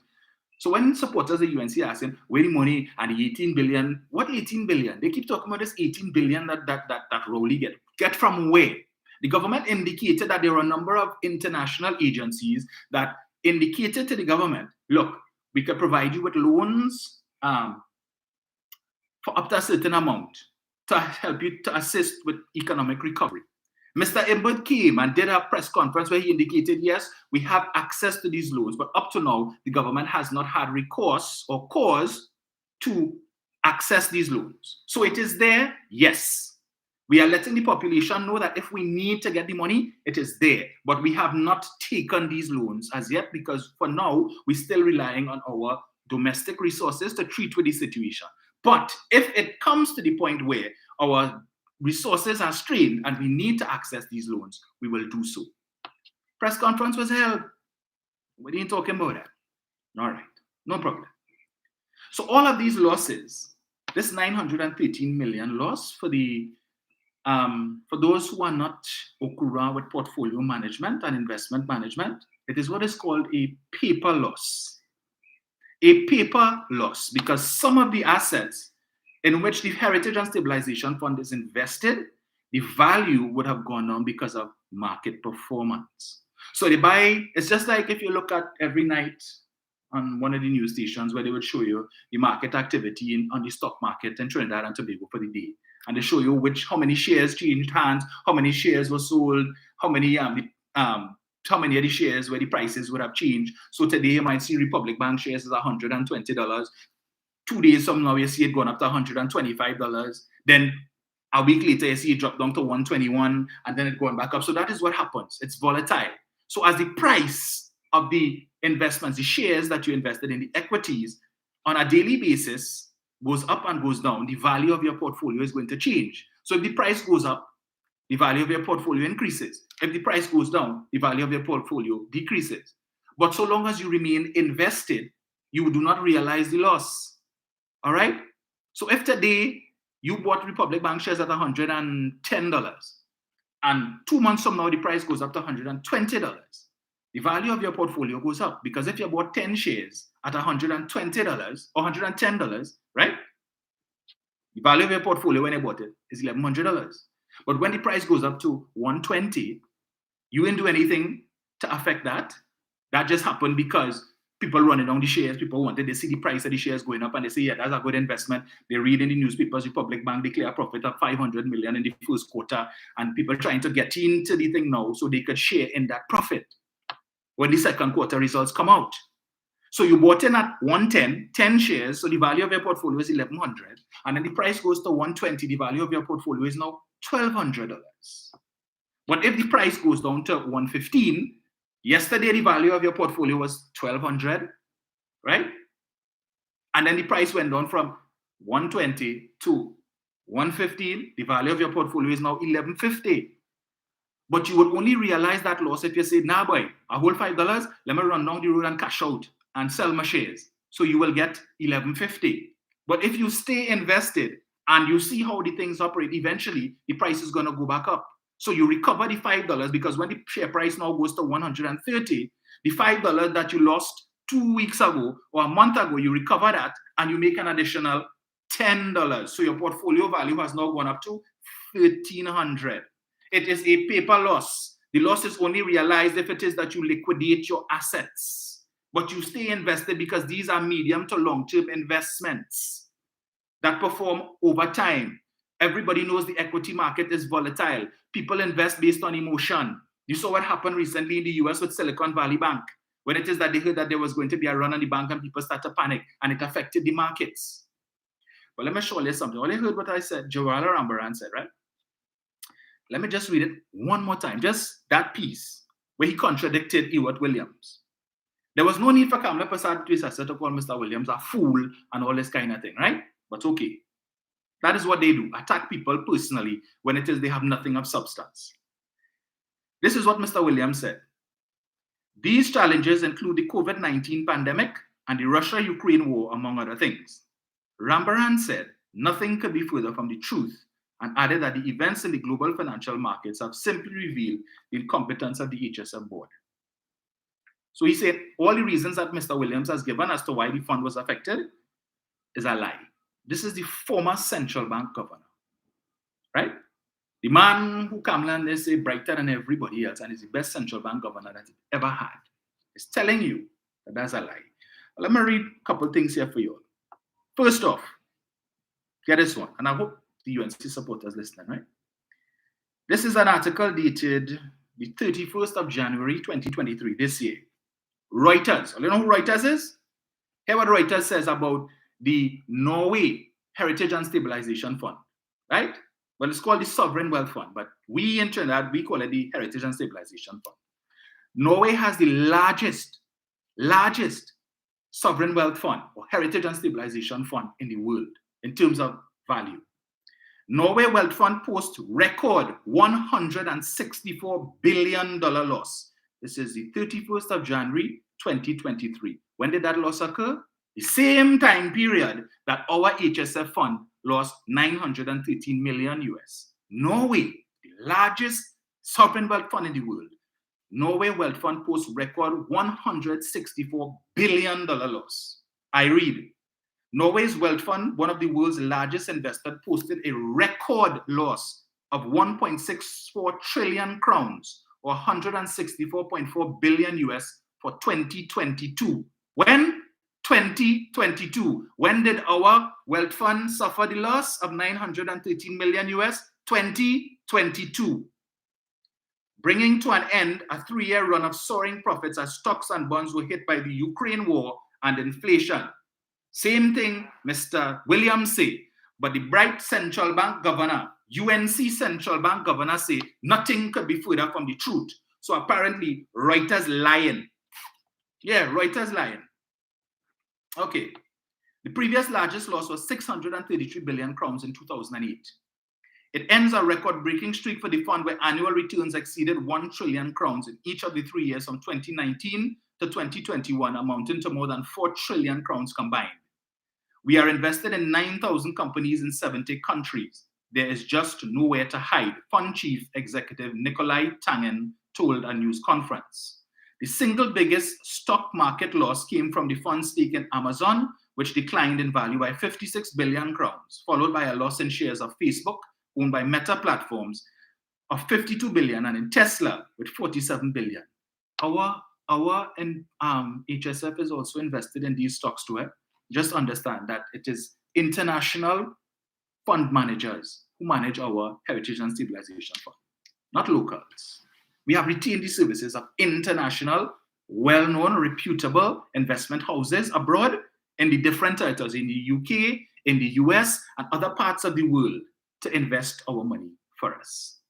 So, you see what they're talking about here? Yes, our HSF fund also has investments in Amazon and all of these different companies. I continue. Still, despite the record loss, the value of the fund rose by overall 89 billion crowns or 8.9 billion year on year. The inflows in 2022 were nearly 3 times the previous record. It goes on to say, the fund invests the Norwegian state's revenues from petroleum production. As a major crude exporter and Europe's largest gas supplier, after a drop in Russian gas flows, Norway benefited from high energy prices due to the war in Ukraine. They go on to say, we have to be very conscious of the fact that the inflow came against a tragic backdrop in Europe. Looking ahead, Tangen said inflation would continue to be a worry. Inflation remains a risk factor and in particular tied to what will happen when China really kicks in on the consumption side. And then, of course, we still have geopolitical hotspots. Here it is. The fund's return on investment in 2022 stood at minus 14.1%. Minus 14.1%. That is a loss for the year, which was 0.88 percentage point better than the return on the fund's benchmark. They suffered a loss of minus 14%. And you know what is even worse and disingenuous on the part of people like Joala Rambaran, right? He knows this. He knows this. Further, just in Trinidad here alone, I'm not going to call the name of the bank, but several, in fact, all of the banks, look at their mutual funds. And you would see, right now, I have in my possession a check from one of my clients who just closed off her mutual fund with one of the major banks. Because last year, in January last year, she had about $130,000 on a mutual fund in that particular bank. And by June, it went down to $114,000. So she lost $16,000 on her investment in this big bank in the space of 6 months. $16,000. And it continued to plummet, and she decided, you know what, I can't continue to do this because this is my life savings and I can't risk that. Now, up until the point that she decided to surrender that investment, it was a paper loss because the possibility existed that the markets could turn, the bank could rebalance its portfolio and start to see profits, and then the amount of money that she had in her fund would go back up. But once you liquidate it, you're no longer invested in the fund. So any future earnings that the fund makes, you will not benefit from because you're not in it. And this is the point that I'm making with the Heritage and Stabilization Fund. So long as we remain invested in these equities, which for the last 8 years or 7 years have been doing very well. So much so that the government was able to withdraw $1.9 billion to do all of these different things that they did. And that money was just interest income. Hence the reason the value of the fund is the same today as it was in 2015, because all the government took out would have been the interest portion, the interest that was earned, the 1.9 billion US interest that was earned. So to the UNC supporters who saying that Imbert Matsen, because he take out 1.9 billion and then he lose 913 million, how the fund could be the same as it was in 2015. That is how. 1.9 billion was the interest portion. And since the Deceitful Express published this article, they didn't see it fit to indicate in the article that since September 2022, when this loss was recorded, the fund has since rebounded. It has recovered. So according to Mr. Imbert, we have recovered because the assets now that would have taken a licking in 2022 have once again started to perform and would have provided a return of some 700 million US between September last year and June of this year. So we just short about 200 million US. And the US markets and the other markets continue to perform. So it's only a matter of time before we recover that paper loss and it turns into a gain. You understand? But to people who talking nonsense about this Joala Rambaran, that they need to be able to manage the portfolio and balance the portfolio and so on. You feel, when you're talking about $5 billion US, you feel it's just so you can pick up the phone and make a call and say, change this and change that? When you invest in stocks, if it is that you want to sell your stocks, there's a fee attached, a brokerage fee, because the broker has to do it for you. The broker has to go out and find somebody who wants to buy those shares and sell it. And that work that he or she does attracts a fee. You have to pay them for their work. And when you deal with $5 billion US, you can understand if it is that you just decide, well, now boy, the fund losing too much money, we're going to rebalance the portfolio, sell this, sell that, and sell and move this and move that. You understand the amount of money you're going to continue to lose simply in transaction costs to get these fund managers to be able to make these changes that you're requesting. Everything comes at a fee. This is how these fund managers make their money. So every time you decide that you want to make a change in your portfolio, you want to buy something, sell something, move something, it costs you money. So it makes more sense to remain invested just where you are. And where it is that you can make minor adjustments, minor changes, you do that at minimal cost. But when you have no understanding of portfolio management, about investments and how it works, you will jump out yourself and come on social media to talk a pack of nonsense about, oh, they thief the money, and that's where the money going to build Balize house, and all kind of stupidness. But I ain't done yet. We're going again. That was Norway. Article dated, let me get this date on this, right? 30th of January, 2023.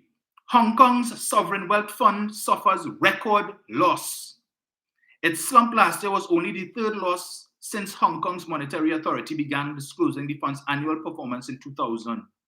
Hong Kong's $500 billion investment fund set up to defend the financial hub's currency has suffered its largest loss on record of more than Hong Kong 200 billion or 25 billion US, authorities said on Monday. The exchange fund, the semi-autonomous Chinese cities de facto sovereign wealth fund, or HSF fund, is one of the largest public investment vehicles in the world. Its slump last year, as I said, was only the third loss since they began reporting in the year 2000. The investment, here it is, the investment environment has also marked 2022 as the only year in almost half a century during which returns of equities, bonds, and major currencies against the US dollar all recorded negative returns simultaneously. Chief Executive Eddie Yu told reporters on Monday. Let me repeat that.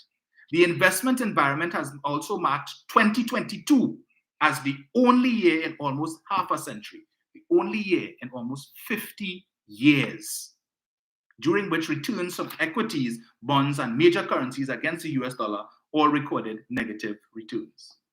But Jawala Rambaran, the former central bank governor, wanted to tell you that the only reason why the fund lost money is because of the incompetence of Rowley and the PNM and the incompetence of the current board. Yeah. Has nothing to do with what is happening globally. Has nothing to do with what happened with respect to the markets. The fact that this $5 billion in the Heritage and Stabilization Fund is not invested in Trinidad and Tobago. It is invested in global markets, which, as we just read here, were impacted the first year, the first time, the only year in almost half a century where you have all of these major and different investment vehicles posting negative returns. Only year in the last 50 years, so not since 1970 or long has this happened. But Jawala and Kamla want to tell you is because of Rowley's incompetence and the incompetence of the HSF board appointed by Keith Rowley and under that fool, Ewart Williams. That's why it happened. But I ain't done yet. I'm going again. We ain't done yet. Coming again. We're moving now to, right. Let me get rid of this here. Article dated the 21st of February, 2023. A tough year in public markets has taken its toll on the performance of Korea's sovereign wealth fund, but an increasing allocation to alternatives has counterbalanced some of the losses. Sovereign Wealth Fund Korea Investment Corporation's annual loss in 2022 was its largest since the global financial crisis of 2007-2008, according to its annual report. The fund posted a 14.36% loss for 2022, equivalent to a loss of $29.7 billion US. The steepest loss for the fund was in 2008 when it suffered a 17.5% fall in return. Assets under management in 2022 totaled $169.3 billion. A simultaneous double-digit dip in equity and fixed income indices amid higher inflation, rising interest rates, and uncertainty over recession made the investment environment exceptionally challenging last year. A stronger US dollar contributed to a further decline in the investment. As a result, KIC reports investment performance in US dollars. Traditional assets were heavily hit last year. Losses on equities and bonds were 19.3% and 16.7% respectively. Between 2018 and 2022, the annualized return of equities and bonds were 5.7% and negative 1.5% respectively. It have more, you know. I could go to Singapore. I could go to the United Arab Emirates. We could go to Dubai.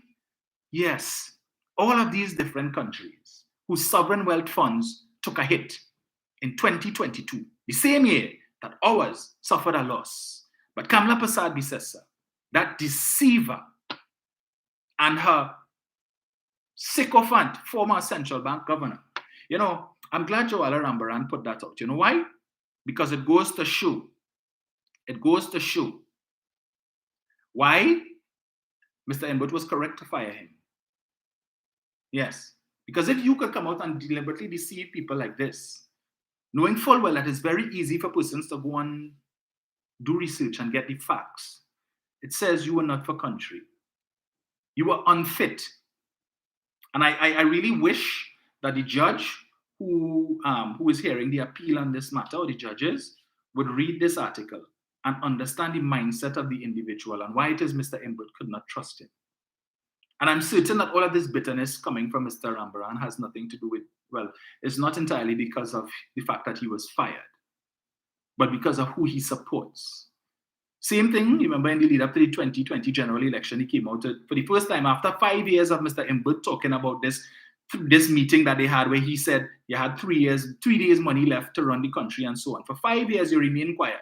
5 years, you had nothing to say. For 5 years, you never disputed what Mr. Imbut said. And you waited until mere days or 2 weeks before the general election to do a video to claim that Mr. Imbut lied. Why did you allow your name to be maligned for 5 years, sir? 5 years. You never came out and said that is a lie. You didn't sue Mr. Imbut for saying that. And Mr. Imbut said that in public on several occasions. And at no point in time did Mr. Rambaran come out and say Imbut is a liar. At no point in time did he put out a press release to say that is not true and to provide evidence to defend himself. But 2 weeks before the general election in 2020, you decided to do a video now to come and say that Imbut lied. And to tell us that the reason why that was untrue is because you had the Heritage and Civilization Fund, and it was the end of the financial year, and or the end of the quarter, and you had taxes coming in from the energy sector and so on. When Mr. Rambaran knows full well, the government came in, the election was the 7th of September. The full government would have been sworn in 4 days later on the 11th of September. Right? And the budget would have been read sometime later on in September, early October. He knows that the government's financial year ends on September 30th. So that in any event, the energy companies and so on would not run to go and pay their taxes on the 1st of October. They have to do all of their calculations and whatnot to determine how much revenue did they make in the quarter and how much taxes. So it would have still taken days in any event. But this meeting that Mr. Imbut mentioned between Mr. Rambaran and himself would have happened sometime in mid-September. This is before the end of the financial year, before the end of the quarter. These companies don't pay their taxes until October. So how the hell you could come and say, well, taxes were due and therefore monies would have come in? We're talking about in the middle of September, so the man was looking for money to pay salaries to public servants at the end of September. When he said that he went begging cap in hand to the different companies, energy companies, only to be told there are no taxes to be paid because based on the concessions that were given to us by the former administration, we will not be paying you any taxes until 2024. And that is where he learned of that. When he went to them to say, oh gosh, give us a little advance now. We know you are going and pay your monies in October, but we need money now to pay salaries so they could pay it in advance. Only to be told there's no advance to be had because there's no taxes to be paid.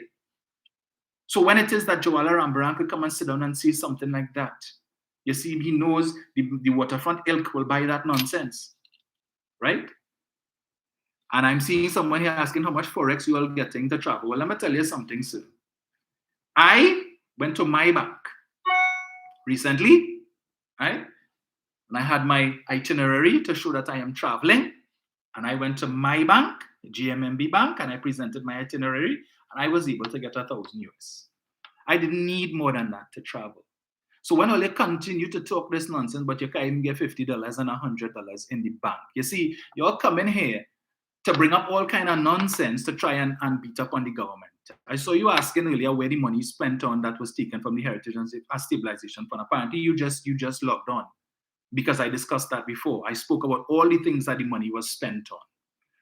Right? So I don't know if it's a case of cognitive dissonance or if you just jump on, or if we just plain smart with foolishness.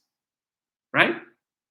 So you go to your bank, a lot of the banks now, that's what they do. I don't know which bank you bank with, but I know with my bank. And then I had colleagues who went to Republic Bank and showed them the itinerary that they are traveling.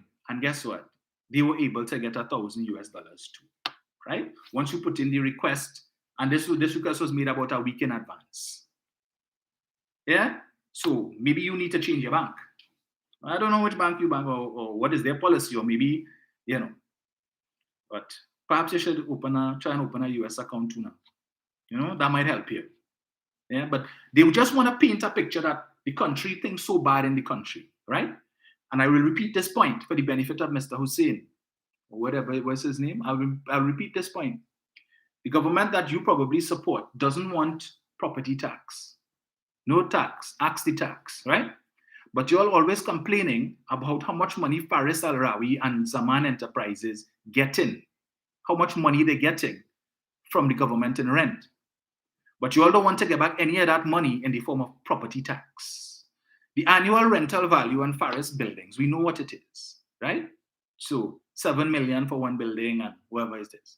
So when you work out the percentage, right, on that, using the commercial rates, on a building with 7 million, and if it is 7 million in annual rental income, what's the property tax we're going to get on that? Well, you know what? Under the UNC, because Kamala says, put me back in office and there will be no tax, no property tax. So Faris will continue to earn that money, Zaman and the family, and they're not going to pay 1 cent in property tax. So the only tax we will get from them is income tax, but no property tax, right? So they get to keep that and do what they want with it. But while they're quick to jump up and ball, Rowley want to make the rich richer. I made the point before. The Ansa Makal Group, all the buildings they have, Carib Brewery, Carib Glassworks, Grand Bazaar. You know what rental income they draw in from Grand Bazaar? Go in Grand Bazaar. Most times when you go, you can't get a parking spot. Look how many businesses thriving in Grand Bazaar. Ansa Makal collecting rent on that every month. And you know how much property tax they're paying from that? Zero. Zilch. Nada. Massey Holdings. Look how much buildings Massey have all over the place. Massey renting buildings on all to the state. The building on Park Street where the Ministry of Health is now, $8 million a year. The government paying in rent for that building. Thank goodness the building they own now around the savannah. You know how much money Massey paying in property tax on that 8 million rent that they're collecting? Zero. Zilch. Nada. Not 1 dime in property tax. Brand new mall just opened in Trin City, Eastgate. George Aboud and Sons. Almost fully tenanted. Well, the last time I went, it's just a couple spaces they had. So they're probably fully tenanted by now. Went there close, well, I went across the road by Super Farm over the weekend to see the car park ram out, right? Can't find a parking space. So every month, Mr. Aboud collecting rent from his tenants. You know how much property tax Mr. Aboud is paying on that mall? Zero. Silch. Nada. Not 1 dime. But the government had to spend money to pave that road so that patrons and customers could go to Mr. Aboud's mall and patronize so that he can collect his money. Movie Town, yeah? And Invaders Bay, you know how much money Mr. Chin and Dachin Enterprises and so on collecting in rent from all of those tenants? You have a bank there, First Citizens have a bank there. Yes. You know how much money they're collecting in rent? Plenty. How much property tax they're paying, Mr. Hussein? Thanks to the UNC? Zero. Zilch. Nada. Not 1 dime. But you have Saddam Hussein coming Sunday morning to talk nonsense about they never supported property tax and they want to put it on record. That what they supported is going back to the old land and building tax system where you had rates from since 1910, right?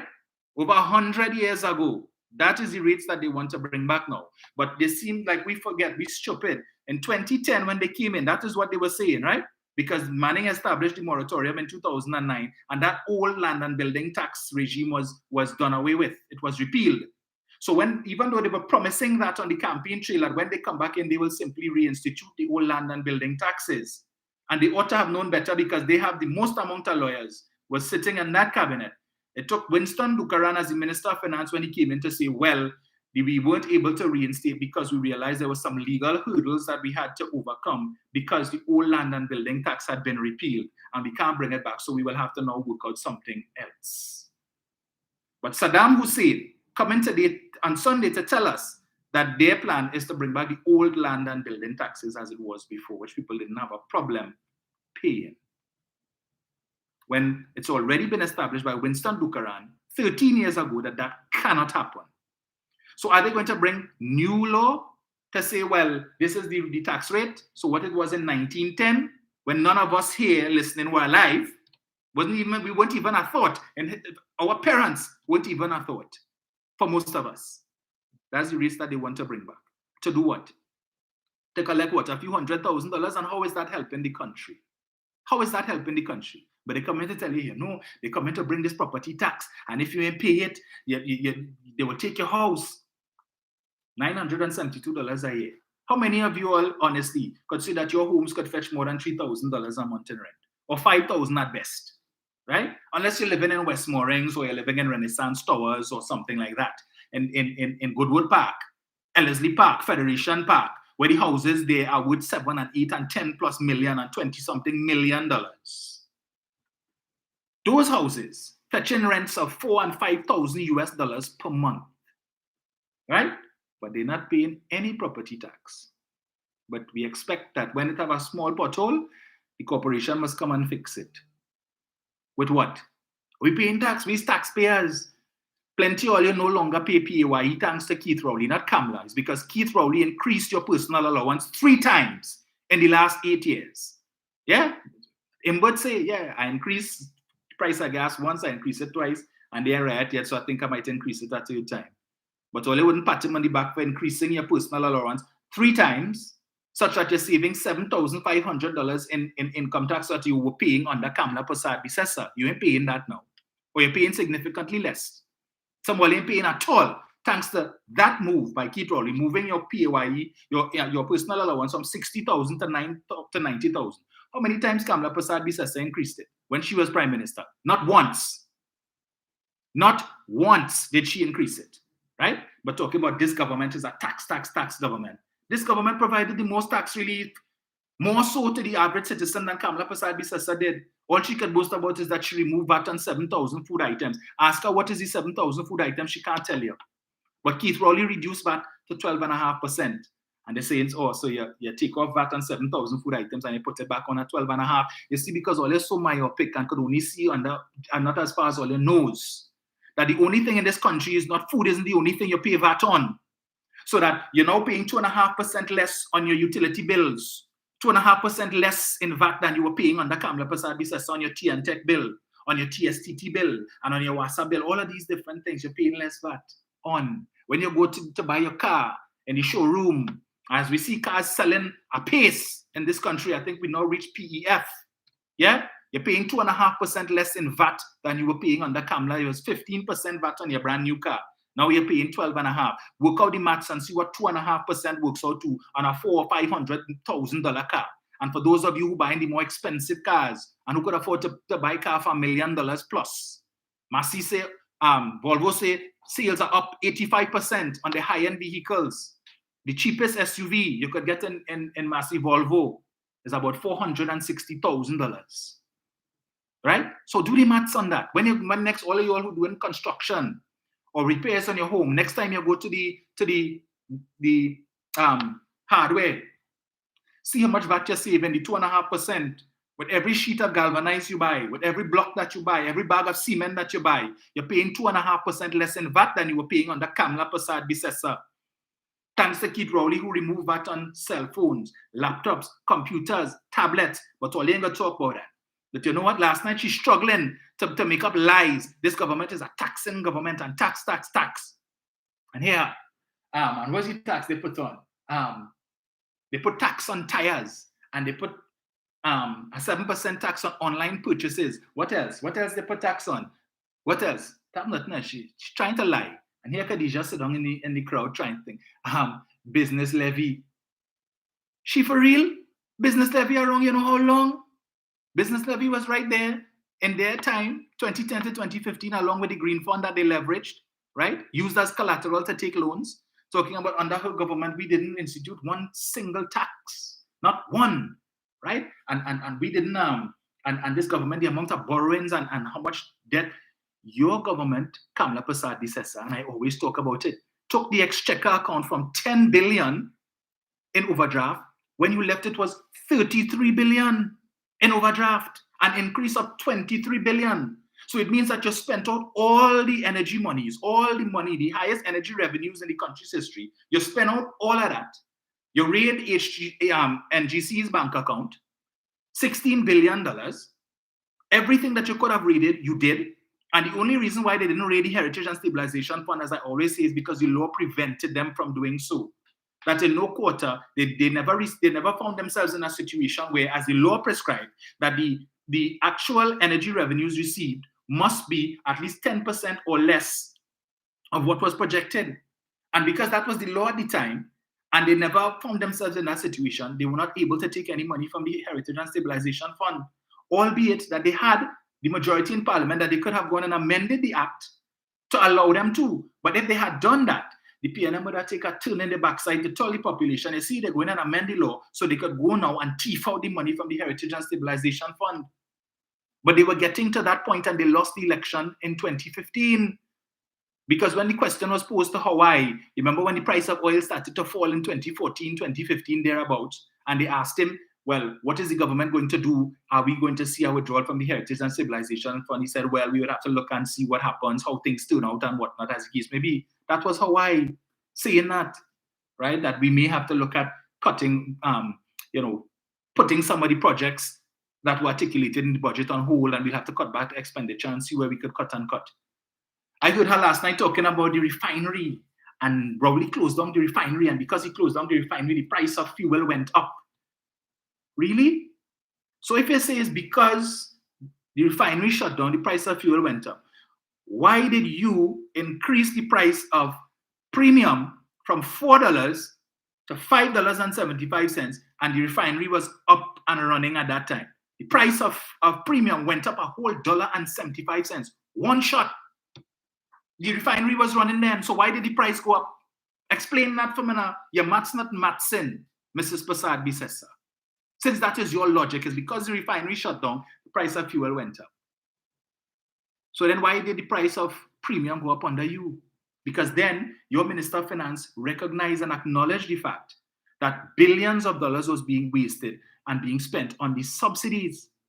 And we needed to change that. But you see, the thing is, they like to say, you see, how much time it would increase the price of fuel. Not taking into consideration that in the case of Mr. Imbut, you see, he didn't do what Larry Hawaii did. And that is where he gained licks. And why he taking licks? Because Hawaii say, I couldn't care. I jam in only $1.75 in all your keypacks. Take the umbrella, no grease. You know what Imbut did? Imbut come in and he said, well, we need to reduce it by this amount, or we need to increase by this amount. So here what we will do. Instead of giving the people the full $2 one time, I will give them an increase of 50 cents. And then in a 6 months or a year time, I'll come back and I will give them another 50 cents. So I will break up the $1.75 in 4, rather than have them to pay all of this $1.75 in one shot. I'll get them easy increments. Take 50 cents first, and then when you get accustomed to that 50 cents increase, I will come back again, and then I will increase it by another 50 cents. And then give you some time to get accustomed to that, and then I will come and 41 cents, till eventually we get to the increase amount that we want to. But I'm not going to give it to all you one time, like how I did. No grease, take the umbrella, ram it up your keypacks, and then open it. But all you ain't gonna talk about that. Huh? Supporters of the UNC, you all ain't gonna talk about that. All you was happy, clapping, yes, we taking that 175. Taking that 175. All you was happy with that, huh? One shot. But they would give all in increments. No, they would wicked. Look how much time he increased the price of fuel. He should have do like Hawaii and give all in one shot. Yeah, that's what he should have do. So then you wouldn't be able to say he increased fuel 3 and 4 and 5 times. You would have do it twice. But this is the nonsense that you have to put up with. The foolishness. When you listen to that Monday night forum, trash, the garbage. Imagine Saddam Hussein again. You're coming on Sunday morning to talk about all the things that the government say that they're going to do and why they can't do this and why they can't do that and so on. Work with the government to be able to put it in place for the benefit of the people.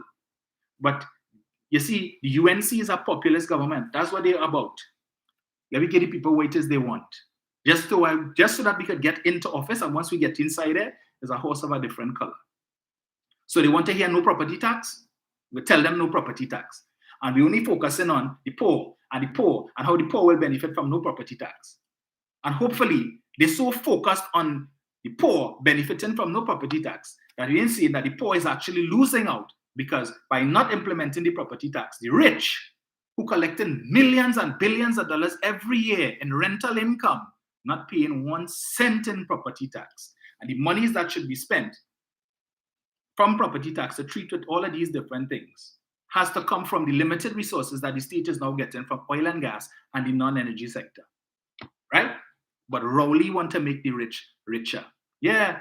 So the next time you go down to the water park in Shagaramas, 5 Islands, just remember, Mr. Aboud only paying $3,900 a month for 35 acres. That big water park there is only $3,900 a month he paying in rent. Thanks to who? The UNC. It wasn't Rowley that did that. And tell yourself to, when you go up on the nice slide and you're coming down, hey, Mr. Aboud ain't paying no property tax on this. Thanks to who? Not Keith Rowley. So all the money that he making there, when he paid $3,800 a month, the rest is his own to keep. He pays staff, pays salaries, whatever it is, and he liking himself. So the millions he would have paid out in property tax into the treasury, that going into his personal bank account so he could build another building to rent. He could buy a yacht, buy another $1 million BMW, which he likes to drive, or more Cuban cigars, which he likes to smoke. Yeah, thanks to Kamla Prasad Bisesa. Last night, and I'm glad too, let me just close up on this before I take some calls.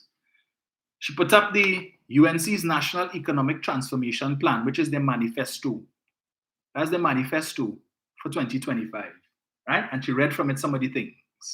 So they're not changing. So the manifesto that they offered you in 2020, the only change you will see inside there is they're going to put stand your ground law under national security, and they're going to improve the laws to make it easier for you to get gun.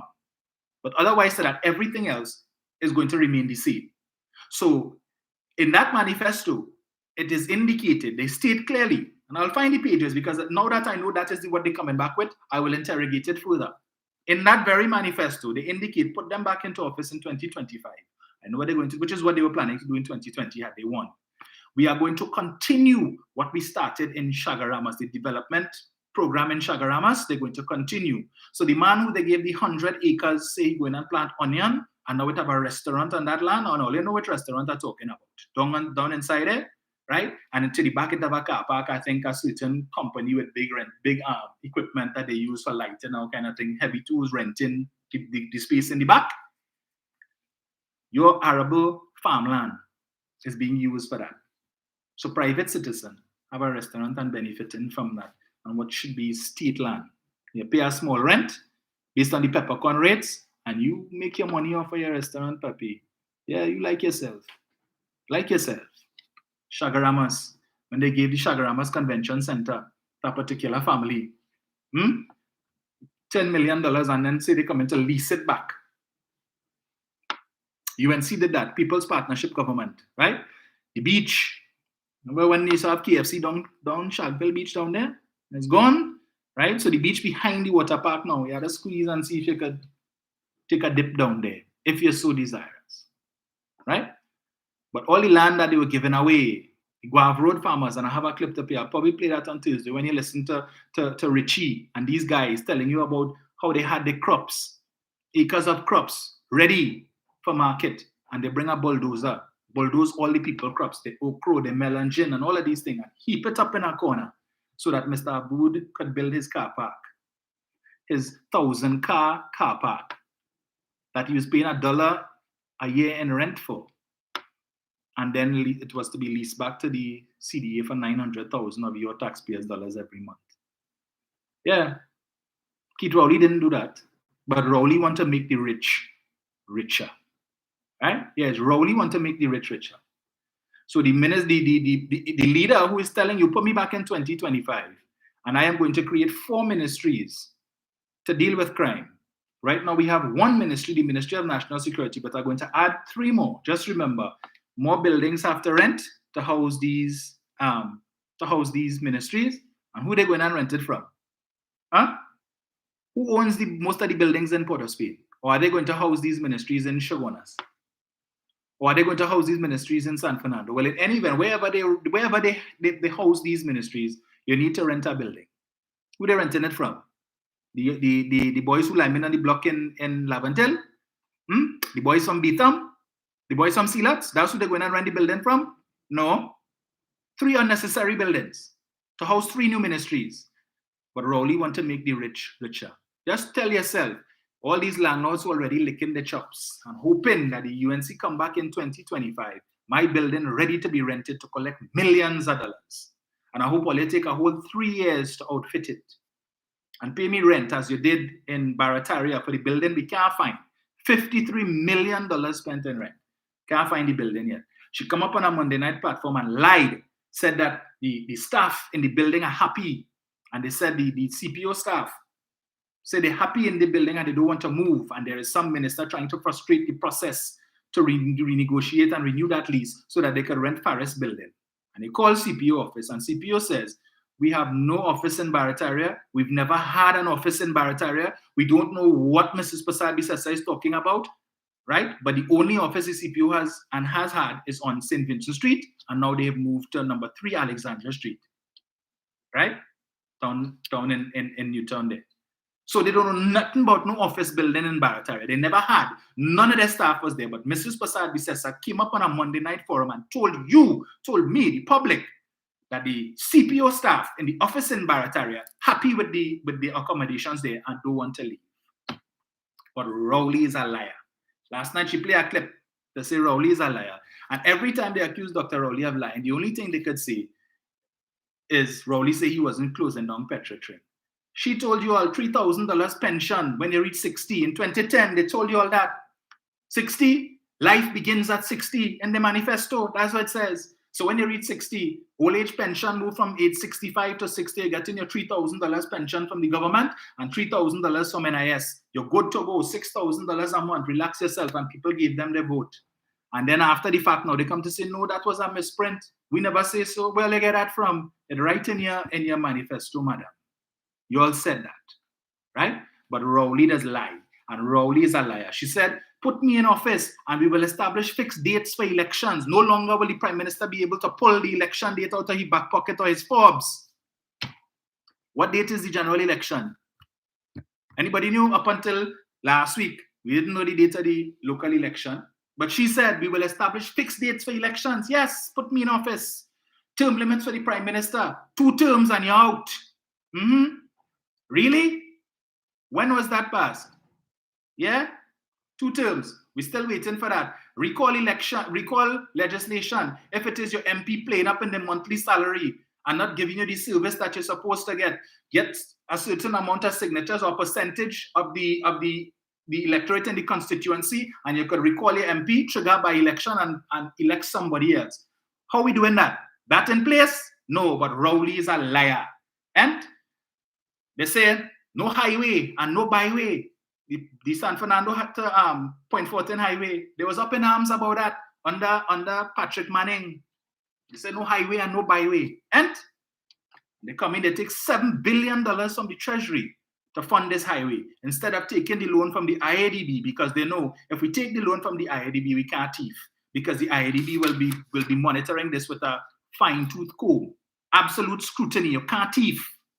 So if we use our money from the Treasury, we are accountable to nobody, so we could thief as much as we want. That is why they were able to pay people in the pathway of the highway. Some people whose property didn't need to be taken. People collect, they buy property that they didn't need. We heard about in one household, 5 people living in the house, and all 5 of them were compensated for the one property. Everybody received the same amount of money for the one property. But under an IADB loan, they would not have been able to do that. But they could have thief at will, because they take $7 billion from the Treasury to do that, right? But Rowley corrupt, and the PNM corrupt, and Rowley is a liar, and Rowley trying to make the rich richer. Yeah, that's what they're telling us. All of those things that they promised. Labre, they said no smelter. Smelter go kill all you get cancer and dead. Don't support the smelter, right? But don't worry, people of Labre. We will cancel the smelter plant, but we will build a shipbuilding and ship repair facility on the very same site that the smelter plant was supposed to be built, so that you all would not lose the jobs that you were counting on from the smelter plant. Not a brick, not no cement. Then pull a line, not a piece of steel, nothing. 5 years, 3 months, and 14 days. Where the shipbuilding facility? Try to chain up the people of Labre. Take away the smelter plant. In other countries that have smelter plants running though, nobody ain't dead from cancer, right? Look at the price of aluminum today. That could have been part of the diversification. We could have been making plenty money off of aluminum. The scrap iron dealers would not have no problem. Right? No problem. They would have a ready market here. They don't need to export. But Rowley does lie. Yeah, Rowley's a liar. Rowley said this and Rowley said that. But Kamala don't lie. Her hands are clean and her heart is pure. And, yeah, and we should put that back in 2025 and expect better when you have the nastiness, the like of Anil Roberts, who people want to come on here to tell me to debate Anil Roberts. I relish the opportunity to debate Anil Roberts. I will rubbish him. Let him come, and any of the others. Saddam Hussein, or look at bring this fake economist, Dave Tanku, any of them, bring them. Bring them. Let us debate. I'm ready for them. It's called it to damn lie. But we must support that and vote for that, right? Okay. I'll put on this thing here, 770-1763. All right. See I call it. Give me 1 sec. Let me wrong one. Just now, folks. Tune this off.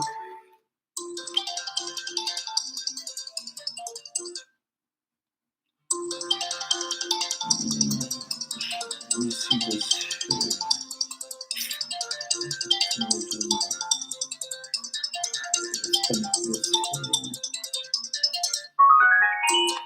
Right. Okay.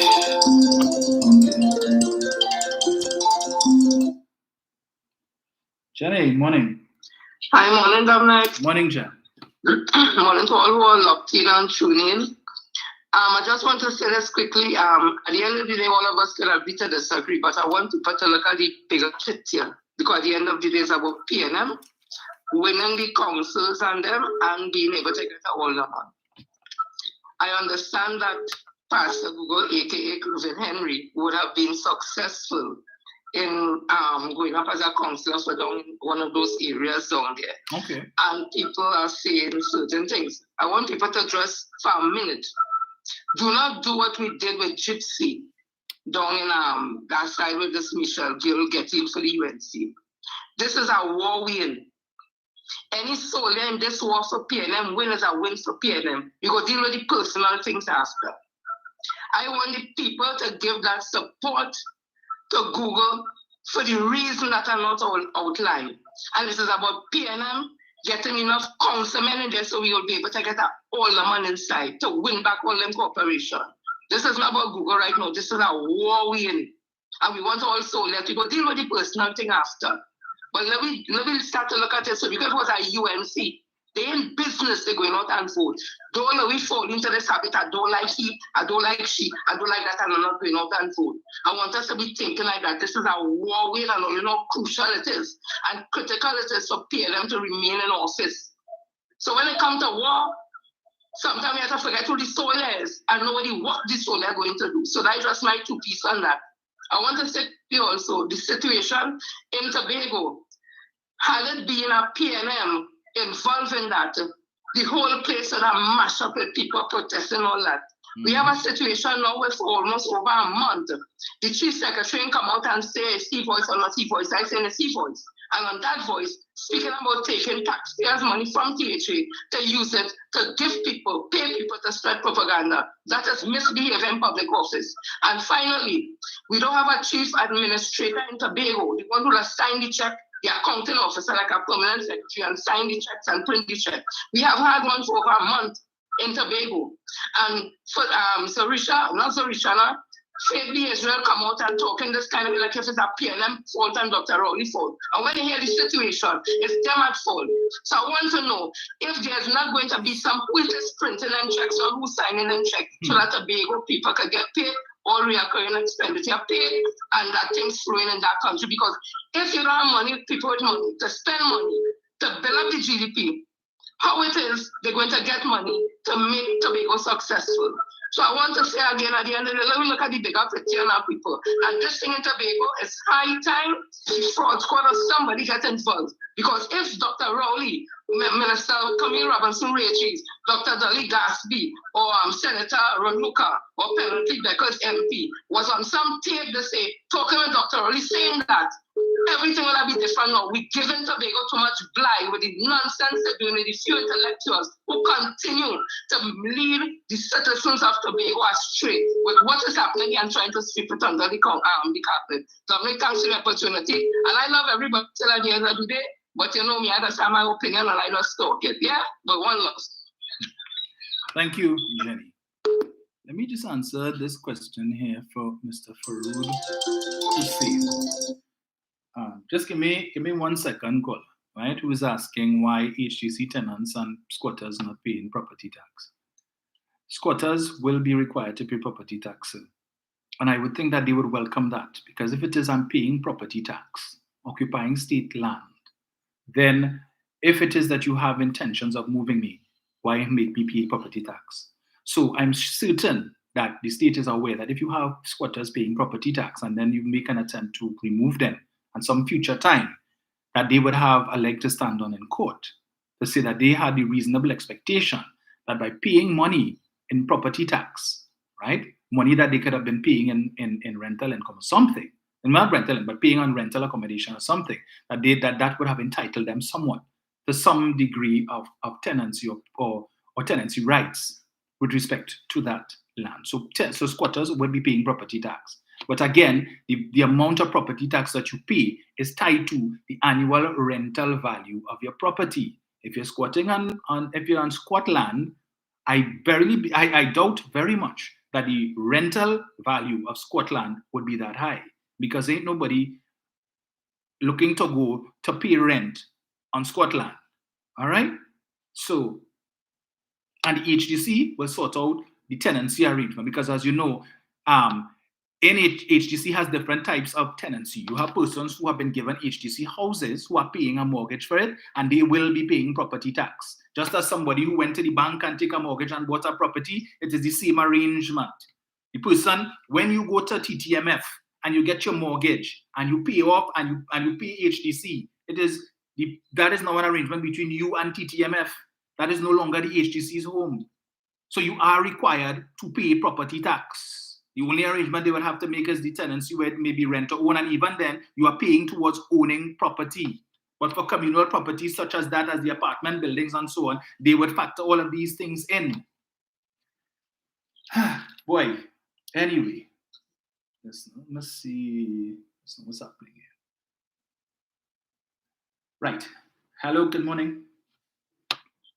Morning, Dominic. Mr. Chance, morning, sir. How you doing, son? You good? I am good, and yourself? Very good. First of all, let me commend you on an excellent discussion. Thank you. Respect to the HSS. Top of the line. Very, very, very good explanation. Yes. And secondly, let me thank Sister Jenny for her comment. And once Pastor Google is the candidate, he has my full support, 100% support.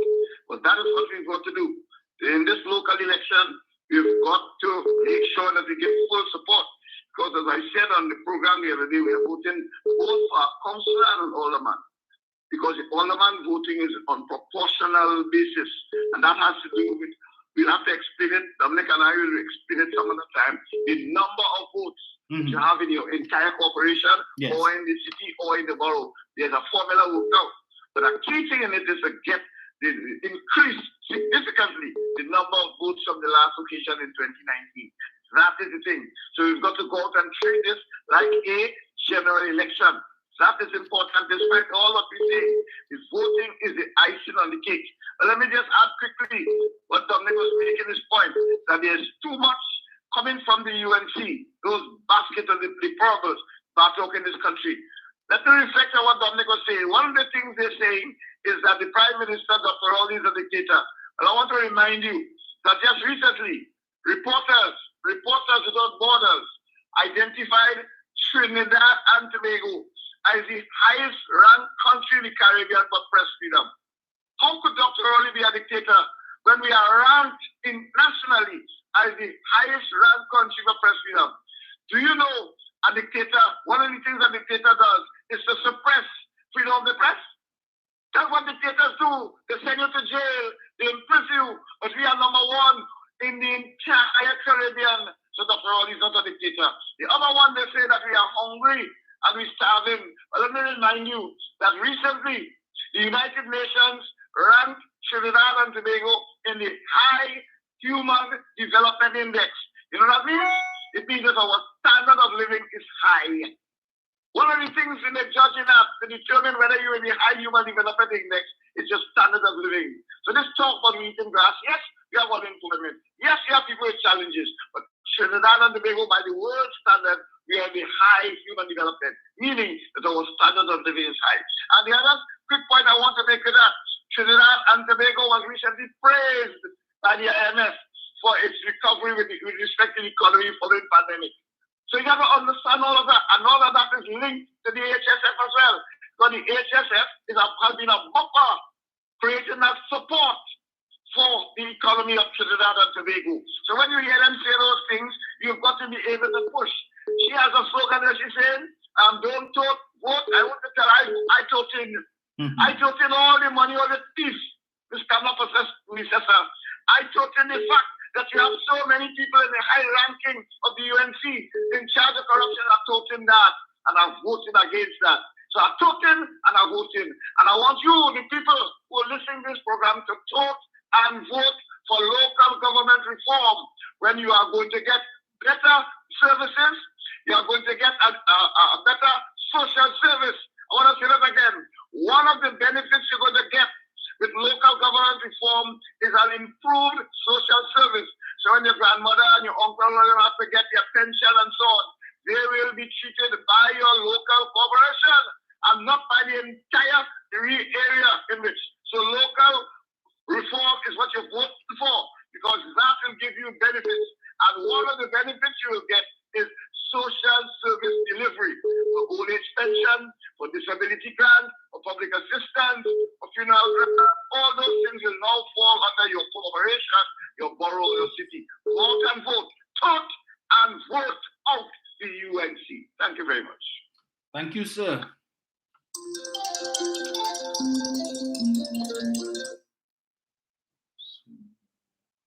Hello, good morning.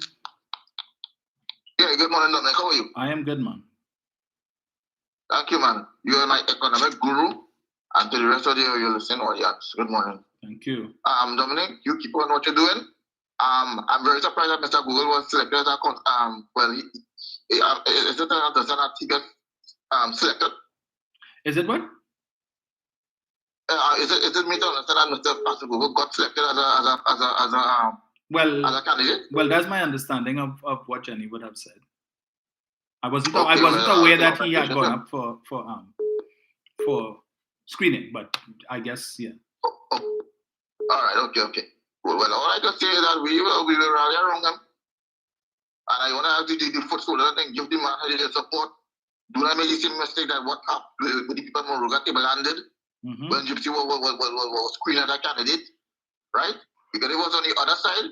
Them don't care as long as they say the UNC, they will support the candidate whether it's at the post or not, right? Another thing too, Mr. Thing, I noticed that the UNC is on the so-called flooding politics again, and the question begs, what did the UNC do with those box trains between 2010 and 2015? Can you tell me that? The box train had spent billions of dollars between 2010 and 2015. I thought with those box trains being built, so for them to be a thing and a pass. Yep. Right? And they had to tell their supporters, stop building houses close to the river banks, stop thieving the military work materials when they put them back, when they protect for the rivers from bursting up the banks, stop thieving the materials, and stop placing commercial and residential thing on land, which is the agricultural land. That is all they had to do. So when are the flooding problems correct, Dominic? Yeah. That is all. And another thing, this lady is campaigning on election on a general election platform. This is local government. What is her plan for local government reform? None. What is her plan for local government? But then again, based on what she said about the Safari about all he doing is at a clean drain and the rats and things like that. I tell you how the UNC think about local government. Them don't fat on local government, Dominic. They don't care about local government. You have a good day. You too.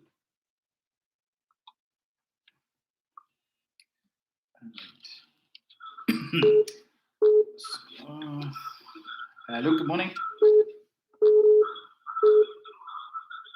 Hello, good morning. 691, go ahead. Hello. Hello, Dominic. Yes, sir. Morning. Morning. Yes, what I have to tell the people, your vote has consequences. right? Go out there and vote, as Mr. Chan said. I told him too, right? And I voted for reform. I want to see reform and betterment for the country. And Dominic, I want to appreciate you very much for how you explained what happened in the HS fund, right? Yes. Yeah, that stabilization fund. Because that article was very misleading. Yes. We know we have been through a pandemic and the Ukraine war, right? Mm-hmm. The stock market always have those problems when you have a war and you have a pandemic. The stocks fluctuate. Some days it go up, some days it go down. We have brokers who the government hire to watch those stocks. We have paid people to watch those stocks and monitor every day what's happening. But as you say, you come with facts and you bring the information to show how the rest of countries at that period of time, all of them lost in the stock market. So it was not Trinidad and Tobago alone. This was a worldwide issue happening during the pandemic and the Ukraine war.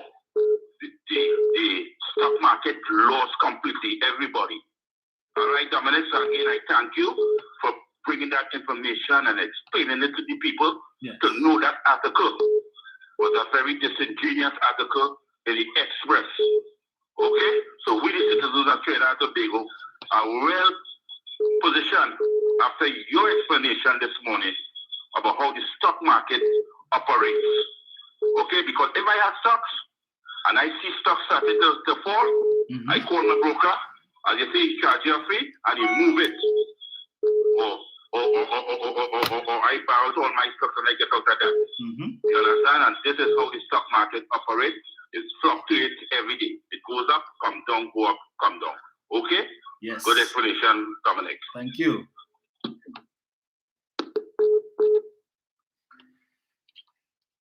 Brian, welcome back. Let me see here. Yes, sir. Morning. Brian. Hello. Yes, sir. Morning, Dominic. Morning, sir. Dominic, excellent program this morning. I must concur with those who called before. Dominic, it is amazing. It is amazing, Dominic.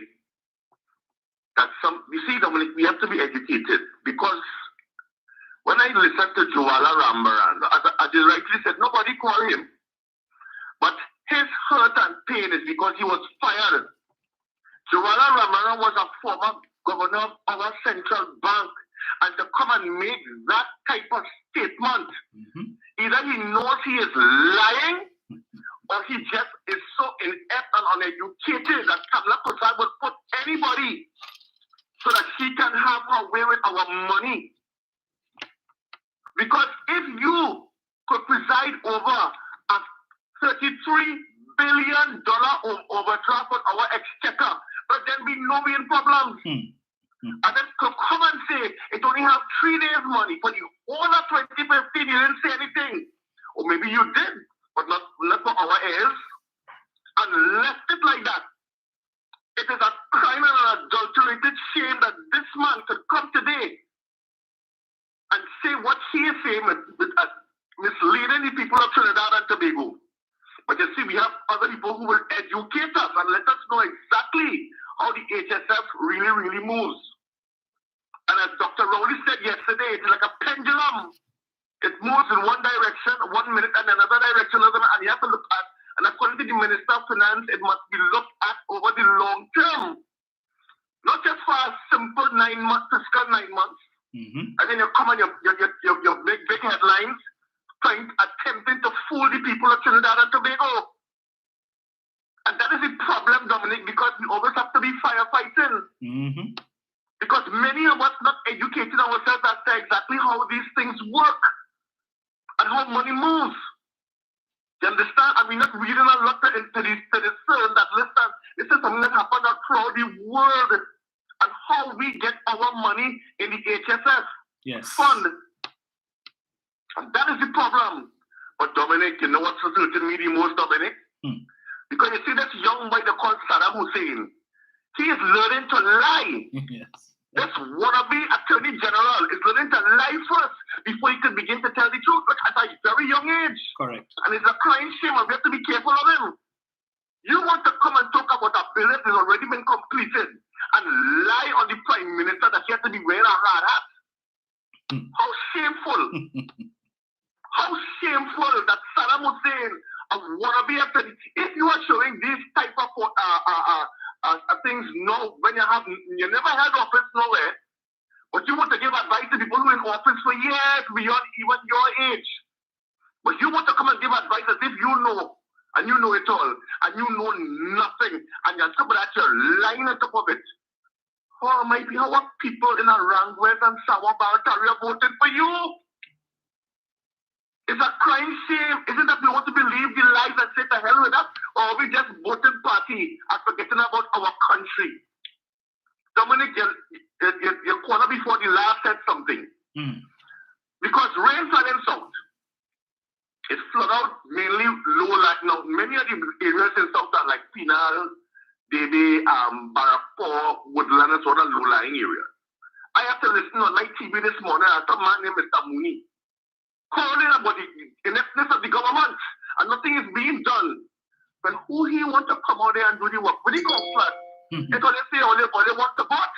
Yes. If you all had only waited for the government to do their work with the local government reform, you would have had councillors out on the job today to ensure that all they got the assistance you need, but they can't come because they will not be paid, and it is illegal for them to be out there. But you know, they want to continue to blame the government and the government and the government. We have an idea. What you said this morning was that you could pay retention funds so the water will run up into the detention funds. 6 months past dry season, you ain't do nothing. You ain't advise, you ain't say nothing, and I kept talking about that. What are these people doing during the dry season? Absolutely nothing. Rain start to fall, it's the same old story all over again, Dominic. Yep. How long are we going to continue this year after year after year? And the first thing coming out of the mouth is compensation. I blame Rowley. I blame this one and blame that one and blame the minister and local government because they may doing nothing. They may be certain so much work going on for the minister works that they are identified. And you coming now to blame because USC ain't nobody down there. But Brian, in addition to that, the weather services said that it was half month's rain in 24 hours. Half a month rainfall in 24 hours. You think they're not hearing the same thing you and I hear, Dominic? Yeah. But you see, it's all about politicking. They will politic when a drizzle fall. They will politic when real rain fall. They will politic and politic and politic.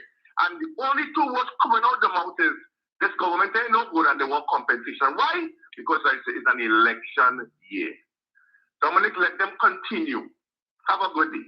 Thank you. I wanted to make this point too before I take this next call, right?